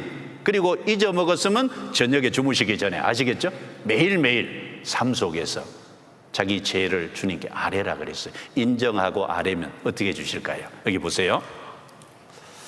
우리 죄를 사하시며, 이 사하시며라는 말은 법적으로 사한다. 법적으로는 이미 예수님이 피로 우리 모든 죄를 영원한 속죄를 해주셨어요. 여기서 사하신다는 건 아버지와 아들의 교제를 위해서 용서하신다는 겁니다. 아시겠죠? 교제를 위해서 깨끗게 하신다는 거예요. 그리고 그 아래는 죄뿐 아니라 모든 불의에서 우리 삶 속에 아직 변화되지 않은 어떤 그 튀어나오는 것들이 있어요. 잘못된 것. 모든 불의에서 우리를 깨끗게 하실 것이요. 그래서 그런 삶을 실천하고 살면 점점 더 구별되고 점점 더 거룩한 삶으로 아들답게 하나님이 바꾸어 주십니다. 첫 번째는 자백해야 돼요. 그런데 구원받은 사람으로서 두 번째는 고의적인 죄가 있어요. 이건 의도하는 거죠. 고의적으로 남의 돈을 떼어 먹었다. 고의적으로 음행을 했다. 안 되죠. 그런데 시험에 빠지면 그럴 가능성이 있어요. 왜? 육체를 입고 있으니까. 그것도 어떻게 해야 돼요? 그것도 죄인 줄 발견하고 빨리 돌이켜야 돼요. 돌이킨다고 그냥 넘어가는 게 아니에요. 여러분, 자녀가 뭔가 큰 죄를 지으면요, 그걸 그냥 방임하고 그냥 모른 채 지나가면요, 그 죄를 습관적으로 더 큰 죄에 빠질 수 있습니다. 그럴 적에는 그 자녀를 사랑하기 때문에 자녀를 바른 마음으로 교정하려고 매를 대죠. 불러서 책망을 하고, 그것도 안 되면은 매를 댑니다. 그게 징계라는 거예요. 징계. 그리스도인으로 지어서 안 될 죄를 지으면 하나님이 징계하십니다. 그래서 보세요. 히브리서 12장 7절부터 8절입니다. 같이 읽죠. 너희가 참음은 징계를 받기 위함이라. 하나님이 아들과 같이 너희를 대우하시나니 어찌 아비가 징계하지 않는 아들이 있으리요. 징계는 다 받는 것이오늘 너희에게 없으면 사생자요 참 아들이 아니니라. 징계는 다 받는 것이다 그랬어요. 구원받은 사람이 죄의 기질이 있는 육체를 잊고 살기 때문에 이런저런 죄가 나와요. 그러니까 구원받은 사람은 잘못할 때 반드시 징계가 있습니다. 어떤 분은 그래요. 나는 어떤 죄를 지었는데 하나님이 징계하시지 않는 걸 보니까 나는 막둥이인가 보네요. 이 육신적으로요, 막내는 좀 더 이쁘잖아요. 좀 더 관대하게 넘어가잖아요. 하나님 앞에 막둥이 없습니다. 하나님은 엄히 징계하세요. 만약에요, 어떤 큰 죄를 지었는데 징계가 없다, 그러면 아들이 아니고 사생자가 아닌지 한번 생각해 보라 그랬어요. 구원받았는지 안 했는데 아닐 수 있다는 거죠. 하나님의 아들이 된 줄 알았는데 아들이 아닐 수 있다는 거잖아요. 남의 아들은 안 때립니다. 자기 아들은 엄하게 때리잖아요. 그래서 어찌 아비가 징계하지 않는 아들이 있으리요. 징계는 다 있습니다. 그래서 초대교회 고린도 교회예요. 고린도전서 1장 30절부터 32절에 보면 이러므로 너희 중에 약한 자와 병든 자가 많고 잠자는 자도 적지 아니하니 우리가 우리를 살폈으면 판단을 받지 아니하려니와 우리가 판단을 받는 것은 주께 징계를 받는 것이니 이는 우리로 세상과 함께 죄의 정함을 받지 않게 하려 하심이라. 고린도 교회는 음행도 있다 그랬죠. 또 여러 가지 죄들이 있었어요. 그래서 고린도 교회 징계받아서 몸이 약하게 된 사람, 병든 사람, 그리고 잠자는 자는 죽인 거예요. 죽인 거. 징계받아서 죽은 자도 적지 않다. 징계가 심하면요, 죽여서 미리 데려갈 수도 있어요. 안 돌이키면. 자, 우리가 우리를 살폈으면, 신앙생활에는 죄의 기질이 있는 육체를 입고 살기 때문에요, 자꾸 자기를 살펴야 돼요. 뭘로? 말씀으로. 말씀으로 자꾸 자기를 돌아봐야 돼요. 살폈으면 판단을 받지 아니하려니와 자기를 주의하고 살피면, 조심스럽게 살면 징계를 안 받잖아요. 근데 우리가 판단을 받는 것은 주께 징계를 받는 것이니, 왜 하나님이 구원받은 사람 반드시 징계하실까요? 구원받은 사람 징계하시는 이유는 안 믿는 불신자와 함께 죄 정함, 죄에 대한 백보자 심판은 안 받잖아요. 그렇죠? 안 받으니까 이 땅에 있을 때 주님이 징계하십니다. 아시겠죠? 죄에 대해서 징계가 있다라는 것을 생각하고요, 함부로 살면 안 됩니다.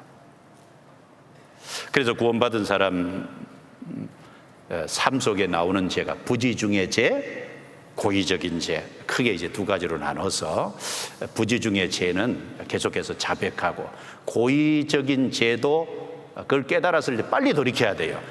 빨리 돌이키면 징계가 가벼울 수 있죠. 그리고 빨리 돌이키면 하나님이 회복시켜 주십니다. 회복되면 다시 주님 안에서 귀하게 쓰임 받을 수 있을 거예요. 자, 그래서 이 신분과 이제 상태, 이걸 좀 구분해서 생각을 좀 하시고요. 자, 신앙생활에 적이 있는데 세 가지입니다.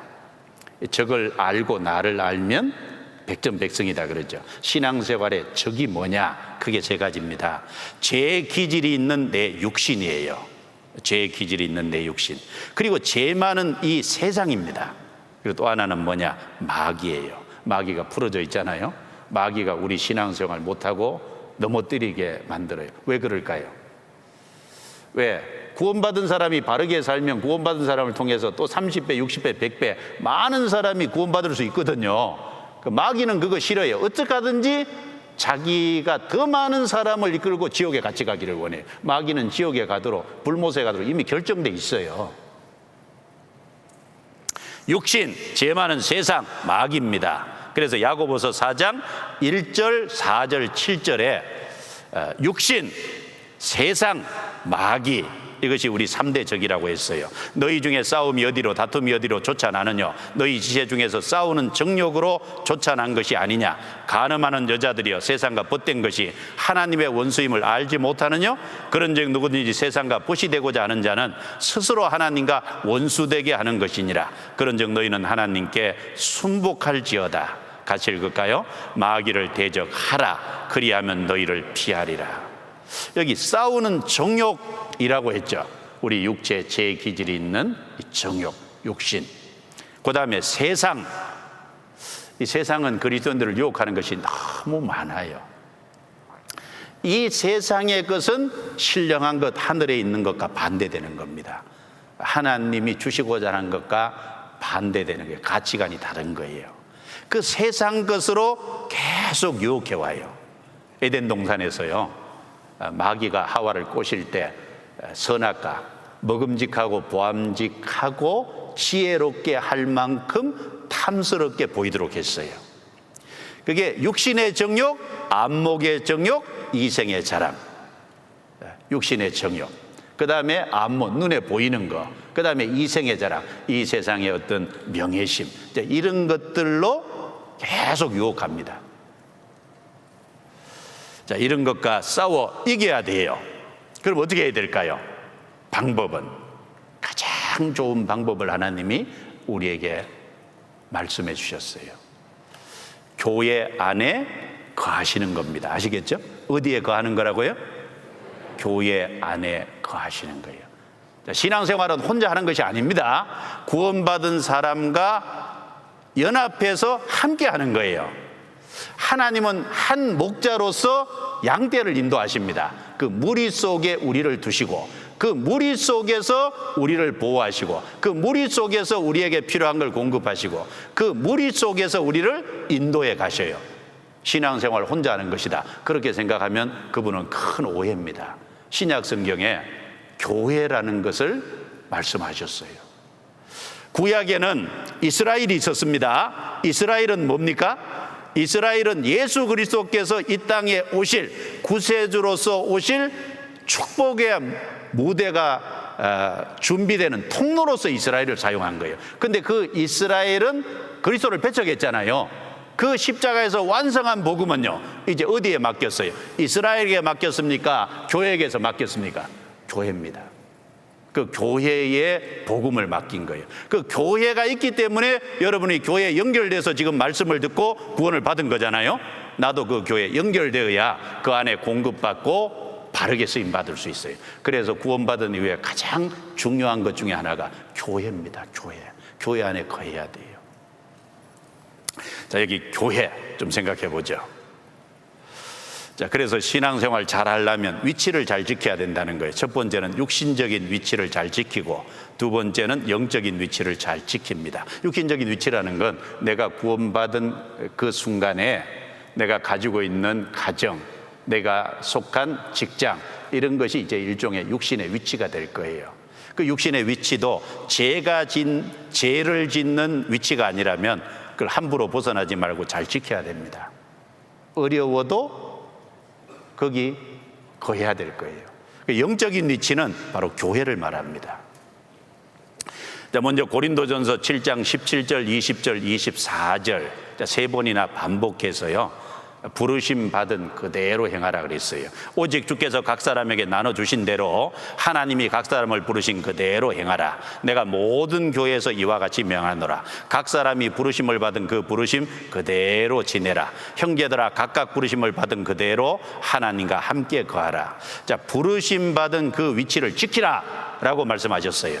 고린도전서 7장을 쭉 읽어보면 세 번 반복했는데, 첫 번째는 한 가정에 남편과 아내가 있었어요. 그런데 어느 날 아내가 구원받았어요. 남편은 불신자예요.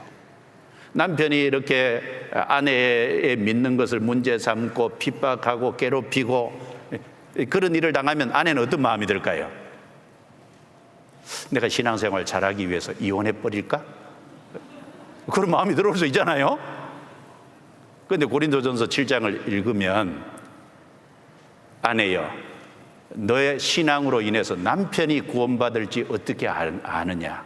남편이 구원받았으면 너로 인해서 아내가 구원받을지 어떻게 아느냐? 각각 부르심 받은 그 위치에서 그대로 거하라. 여러분, 어려움이 있어도요, 그 위치에서 그대로 거해야 돼요. 내가 신앙생활 잘하기 위해서 그 위치를 벗어버린다. 학생으로 공부하는 거 힘들죠? 주님 오실 때 가까웠는데 학교 때려치우지 뭐. 큰일 납니다. 학생으로 부르심 받았으면 그 학생의 위치를 지키고 열심히 공부해야 될 거 아니에요. 아내의 위치로 구원받았으면 아내의 위치를 잘 지켜야 될 거예요. 남편의 위치를 잘 지켜야 돼요. 직장에 내가 어디 다니는 가운데 부름을 받아 직장에 거기 잘 거해야 될 거예요. 자기 마음에 안 든다고, 그리고 좀 힘들다고 뛰쳐나가면요, 그건 믿음이 아니라 깡다구입니다. 깡다구로 신앙생활하는 거 아니죠. 그 위치에 하나님이 옮겨주실 때까지 그 위치에 그대로 거해야 돼요.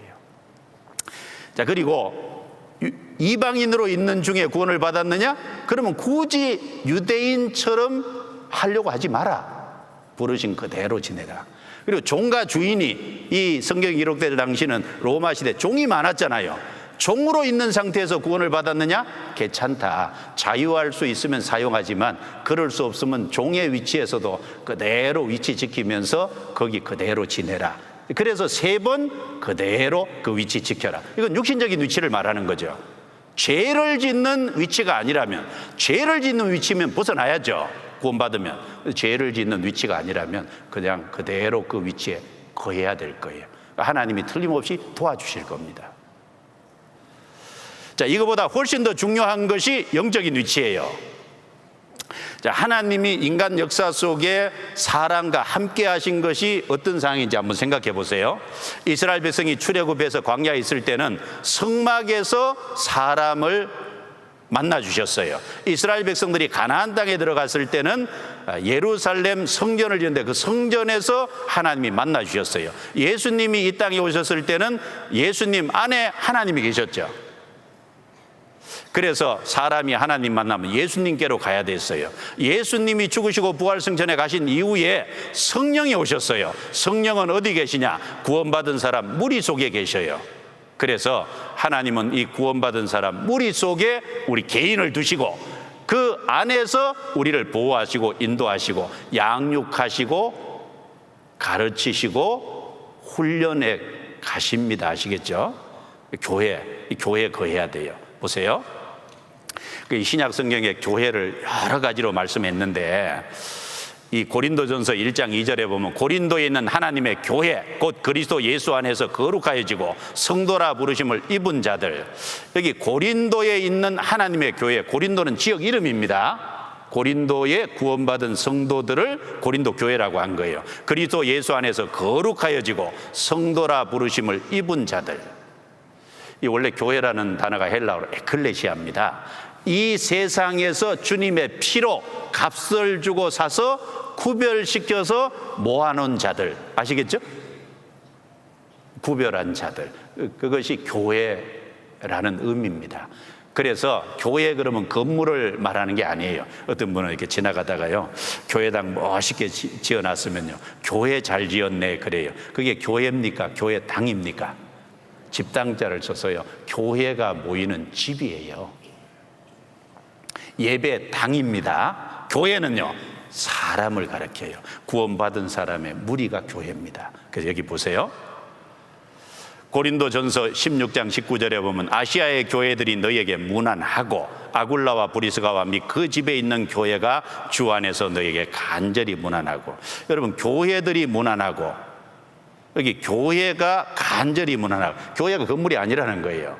그리고 여기 보면 아굴라와 브리스가와 및 그 집에 있는 교회, 아굴라는 남편이고 브리스가는 아내입니다. 남편과 아내, 이 아굴라와 브리스가가 초대교회 구원을 받고요, 바울이 복음을 전하는데 힘껏 도왔어요. 그 아굴라와 브리스가 그 가정에 구원받은 사람 몇 사람이 모였어요. 그 집에 있는 교회, 구원받은 성도들이 교회입니다. 자, 그리고 여기도 보세요. 사도행전 20장 32절에도 거룩해 하심을 입은 모든 자 가운데 기업이 있게 하시리라. 사도행전 26장 18절에도 거룩해 된 무리 가운데서 기업을 얻게 하리라. 거룩해 하심을 입은 모든 자, 거룩해 된 무리, 교회입니다. 교회, 성도입니다. 그래서 이 교회를 하나님의 집이라 그랬어요. 만일 내가 지체하면 너로 하나님의 집에서 어떻게 행하여야 할 것을 알게 하려니 함이니 이 집은 살아계신 하나님의 교회요 진리의 기둥과 터이니라. 하나님의 집, 하나님의 교회입니다. 여러분, 하나님의 집은 누가 거하세요? 하나님이 계세요. 성령 하나님이 거기 함께 하십니다. 여러분, 집에 사람이 살고 집 앞에 문패 누구 이름 붙이죠. 누구가 살고 있는 집이잖아요. 하나님의 집은 하나님이 거하십니다. 여러분, 우리가 이렇게 같이 모이고 있는데 여기 하나님이 같이 계세요. 보이지 않아서 그렇지. 자, 그리고 교회를 성전이라 그랬어요. 너희가 하나님의 성전인 것과 하나님의 성령이 너희 안에 거하시는 것을 알지 못하느냐. 누구든지 하나님의 성전을 더럽히면 하나님이 그 사람을 멸하시리라. 여러분, 하나님의 성전 얼마나 거룩한 것입니까? 여러분, 건물을 가리켜서 성전이라고 하면 안 돼요. 예루살렘 성전이 파괴된 이후에 이 땅에 건물 성전은 없습니다. 그러면 뭐가 성전이냐? 구원받은 사람의 무리가 하나님을 보실 때 거룩한 성전이에요. 성령이 거하시는 전이다 그 말이죠. 그래서 이 교회를 함부로 생각하고 그 교회에서 소동과 어지러움을 일으키고 그러면 하나님이 그 사람을 멸하시리라. 구원 안 받은 사람은 하나님이 심판하실 거고, 구원받은 사람은 지옥은 안 가지만 징계받는 것이 있겠죠. 그래서 교회는 하나님의 성전입니다. 그리고 이 교회를 표현할 때 목자와 양의 관계로 설명했어요. 너희가 전에는 양과 같이 길을 잃었더니 이제는 너희 영혼의 목자와 감독 되신 이에게 돌아왔느니라. 영혼의 목자와 감독 되신 이는 바로 예수님입니다. 그리고 우리는 길 잃은 양이었다가 주님께 돌아온 양이 됐어요. 양.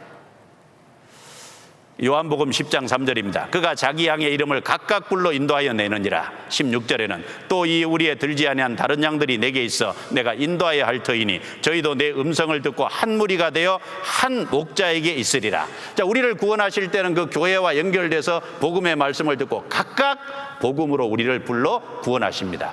그 우리를 불러서 구원하신 이후에 그 양 무리 안에 우리 자신을 넣어두시는 거예요. 한 목자가 되어 한 무리가 되어 한 목자에게 있으리라. 갑자기 생각이 잘 안 나네요. 한 무리가 되어 한 목자에게 있으리라. 우리 구원받은 사람 한 무리입니다. 우리는 다 양이에요. 한 목자는요, 예수님이시죠. 그래서 예수님은 이 양 무리를 인도하세요. 여기 보세요. 자, 여기 양이 몇 마리인지 한번 세어보세요.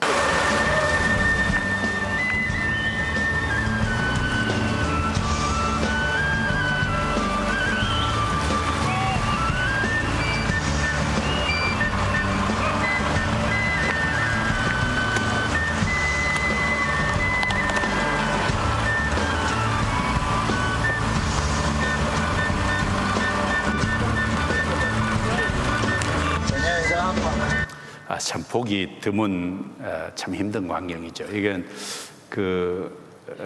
러시아 모스크바 수도에서 남쪽으로 한 1700km를 내려가면 북오세티아 공화국이 있어요. 그 수도가 블라디카프카스입니다. 거기 전도를 하러 갔었는데 그 블라디카프카스에서 보면 카프카스 산맥이 보여요. 그 산맥은 위에 만년설로 덮여 있어요. 그 카프카스 산맥을 올라가는 중에 이 양떼를 만났어요.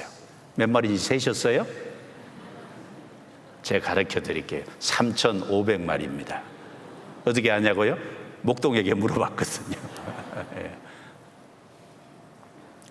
욥기에 보면 욥이 양이 7,000이라 그러는데 딱 이것의 2배 되는 양을 욥이 소유하고 있었다는 생각이 들더라고요. 여러분, 양은요, 목자의 음성을 듣고 한 목자의 인도를 받습니다. 아시겠죠? 우리는 그 양 무리 안에 개인은 양 한 마리예요. 우리 그 안에 있어야 돼요. 자, 여기 또 보세요. 자, 요한복음 15장 4절에 보면 포도나무와 가지 관계로 설명했어요. 내 안에 거하라, 나도 너희 안에 거하리라. 가지가 포도나무에 붙어 있지 아니하면 절로 가시를 맺을 수 없음 같이 너희도 내 안에 있지 아니하면 그러하리라. 나는 포도나요 너희는 가지니 저가 내 안에 내가 저 안에 있으면 이 사람은 가시를 많이 맺나니 나를 떠나서는 너희가 아무것도 할 수 없습니다. 자, 구원을 확실히 받았으면, 말씀으로 깨끗함을 얻었으면 내 안에 거하라. 내 안이 어딜까요? 예수님은 포도나무고 우리 개인은 그 가지예요. 여러분, 가지가 해야 될 책임은요, 포도나무의 줄기에 붙어 있는 거예요. 포도나무와 가지 합쳐서 교회입니다. 교회. 주님은 그 포도원을 지키는 농부세요. 가지로 붙어 있으면요, 줄기에서 올라오는 영양분을 쭉 자기가 먹고 남는 것이, 그것이 나중에 열매로 맺혀요. 그런데 가지가 포도나무 줄기에 딱 잘렸다. 그럼 공급이 끊어지죠? 말라 보입니다. 열매를 더 이상 맺힐 수 없어요. 구원받은 사람은 열매 맺는 삶을 살아야 되는데, 열매 맺는 삶이 뭘까요? 내 성품의 변화, 생활의 변화, 그리고 나를 통해서 또 다른 영혼이 구원을 받아야 되잖아요. 그러려면 반드시 내 안에 거하라는 거예요. 거해도 되고 안 거해도 되는 게 아니라 거하라는 명령입니다. 여러분, 친구가요, 결혼식에 오라고 초대장을 보냈어요. 그럼 가도 되고 안 가도 됩니다. 가는 게 꼭 필요하지만 어떤 급한 일이 있고 용무가 있으면 또 못 갈 수도 있어요. 그런데 국가에서 입영통지서를 보냈어요. 몇 월 며칠일까지 입대하라. 그런데 그건 명령이잖아요. 안 가면요, 영창 갑니다. 그건 다른 거예요. 명령은 다른 거잖아요. 내 안에 거하라, 명령이에요. 반드시 거해야 돼요. 순종해야 됩니다. 여러분, 침례를 받음으로 하나님의 말씀에 첫 번째 순종했잖아요. 침례를 받은 그것은 순종인데, 첫 번째 순종을 했으면 나머지 성경에 순종할 말씀이 많아요. 그 중에 하나가 내 안에 거하라는 명령이에요. 거해야 돼요. 그래야 열매 맺는 삶을 살 수 있습니다. 그래서 포도나무 가지는 이 줄기에 연결되어 있을 때 이렇게 충실한 열매를 맺혀요.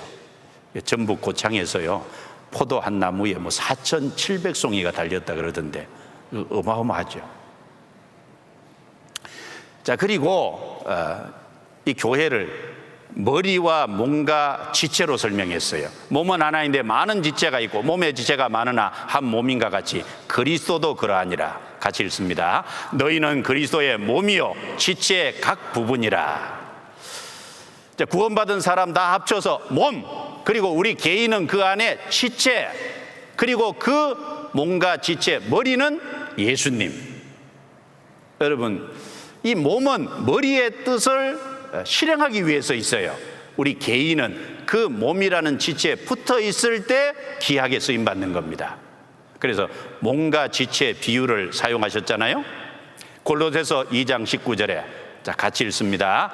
머리를 붙들지 아니하는지라 온몸이 머리로 말미암아 마디와 힘줄로 공급함을 얻고 연합하여 하나님이 자라게 하심으로 자라느니라. 여기 머리를 붙들지 않는다라고 했는데 보세요. 손이 머리를 어떻게 붙들까요? 이렇게 붙잡아요? 그게 아니라 이 손가락은 손에 붙어 있으면 머리를 붙잡는 거예요. 그러면 머리로부터 오는 모든 명령을 받고 또 연결이 되고, 그래서 여기 보시면 온몸이 머리로 말미암아, 머리는 예수님이죠, 마디와 힘줄로 공급함을 얻고 다른 지체를 통해서 공급이 와요. 형제 자매를 통해서 공급이 와요. 이 시간 말씀을 통해서 공급이 오잖아요. 연합하여 하나님이 자라게 하심으로 자라느니라. 내가 그 교회 안에 있을 때 교회가 자라는 만큼 나도 같이 성장해요. 교회가 성장하는 만큼 나도 자랍니다. 교회 수준이 자기 수준이, 교회 그 이상의 수준이 될 수 없잖아요. 여러분, 내 손가락이라는 지체가요, 내 몸에 붙어 있을 때, 몸이 자랄 때 나도 같이 자라잖아요. 비밀입니다. 바로 그것을 통해서 교회 안에 붙어 있어야 될 것을 말씀하셨어요. 자, 이런 많은 교회 비유를 들어주신 것은 이유는 하나죠. 거하라는 겁니다. 거하라는 거. 반드시 거할 때 거기에 도움과 공급이 있다는 것을 가르쳐 준 거예요. 자, 그래서 교회 안에 거하셔야 됩니다. 그런데 이 교회 중에 참 교회와 가짜 교회가 있어요. 구분해야죠. 여러분, 교회에서 찬송을 똑같이 불러요. 말씀을 똑같이 전해요. 비슷하게 해요. 그런데 참 교회와 가짜 교회를 어떻게 구분할까요? 구분하는 방법이 딱 하나입니다. 참 교회, 하나님이 함께 계시는, 거기서 하나님이 역사하시면 반드시 거기에 생명 탄생이 있어요. 구원받는 역사가 일어난다, 그 말입니다. 그런데 거짓 교회는 구원받는 역사가 안 일어나요. 복음의 말씀을 똑같이 전하는 것 같은데 생명이 탄생되지 않아요. 하나님이 이번에 여기 연결시켜서 여기 구원받게 하신 것은 이 무리 속에 함께 거하라는 하나님의 인도하심 아니겠습니까? 어떤 아이가 한 가정에 태어나게 했으면 다른 가정 찾을 필요 있을까요? 그 가정 안에 그냥 거하면 되잖아요. 그런 것처럼 하나님이 여기 연결시켜 주신 것은 여기가 바로 생명이 탄생되는 교회이기 때문에 여기 붙어 있으라는 하나님의 인도하심이 틀림없이 있었을 겁니다. 이 몸된 교회 안에 같이 거해야 돼요. 거짓된 것은 거기서 뛰쳐나와야 됩니다. 참된 교회 연결될 때 거기서 계속 공급을 받고 거기서 자라고 거기서 하나님 앞에 귀하게 쓰임받을 수 있을 겁니다. 어떤 분은 그래요. 가까운 데 교회 놔두고, 교회당 너무너무 많죠. 사람들이 모이는 곳 참 많죠. 근데 가까운 데 놔두고 왜 멀리 가냐고. 여러분, 병원은 왜 서울로 자꾸 와요? 잘 고치니까. 그렇지 않습니까? 자, 생명이 탄생되고 그리고 신앙이 자라게 해줄 수 있는 참된 교회가 있지 않습니까? 하나님이 역사하는 교회가 있고 사람들이 많이 모여있는데 단지 인간의 집단인 경우가 있죠. 교회라는 이름은 붙였지만 교회가 아니에요. 그 잘못된 곳에서 나와서 생명이 있는, 구원받는 역사가 나타나는 그곳에 같이 거해야 될 겁니다. 그 안에서 어떻게 할까요? 이제 그 안에서 배워가야 돼요. 사도행전 2장. 자, 마지막으로 한 곳만 보겠습니다. 사도행전 2장. 사도행전 2장.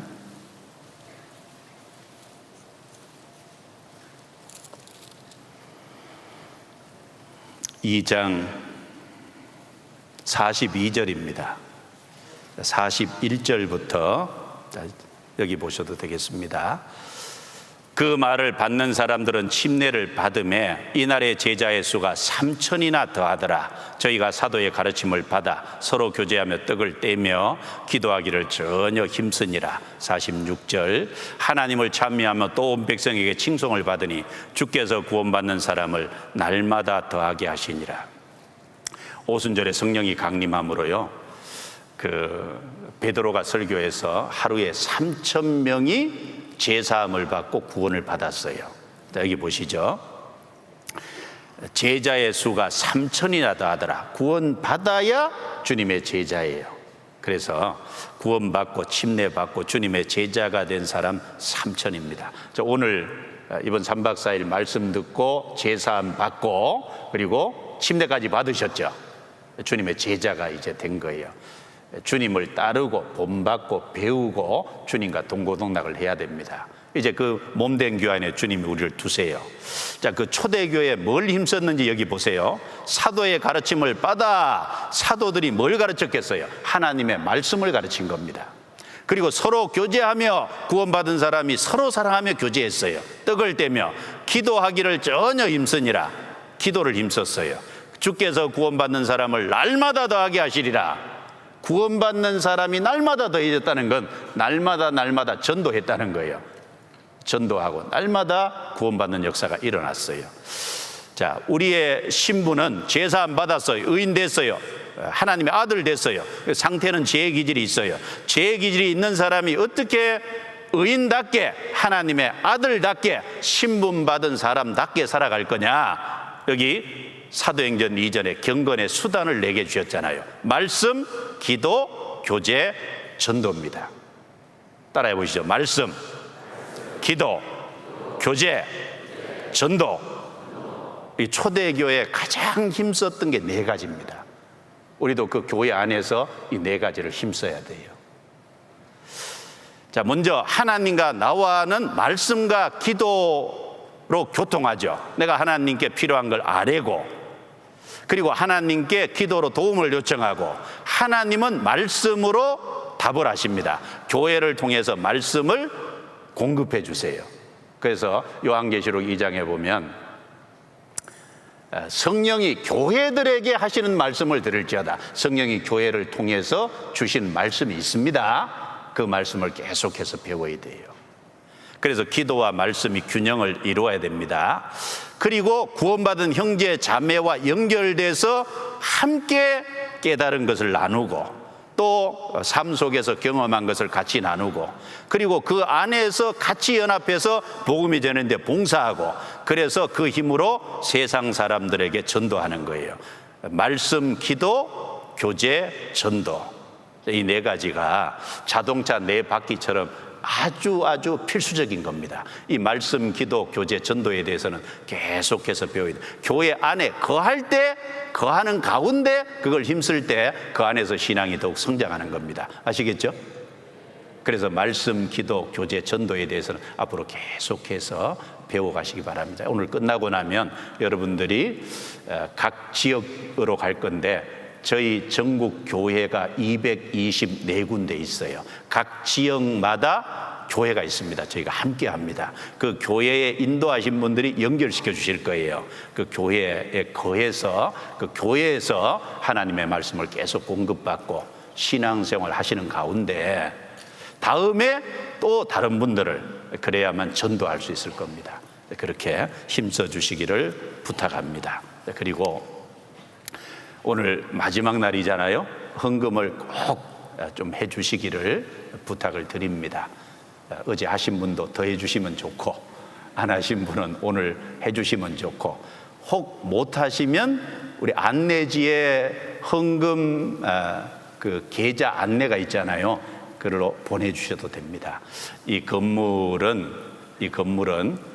이런 수양에 많은 사람이 참여함으로 함께 말씀을 듣고, 그래서 와서 또 복음의 말씀을 듣고 구원받는데 귀중한 장소로 사용되고, 이게 다 헌금으로 지어진 겁니다. 그래서 꼭 헌금을 해주시면 그것이 유용하게 쓰여지고, 그 헌금을 통해서 또 다른 영혼이 구원받는데, 그러면 그것도 하나님 앞에 섰을 때 그 마음으로 드리면 그것이 상급으로 또 남을 거예요. 그렇죠? 꼭 해주시기를 부탁을 드립니다. 자, 기도드리겠습니다.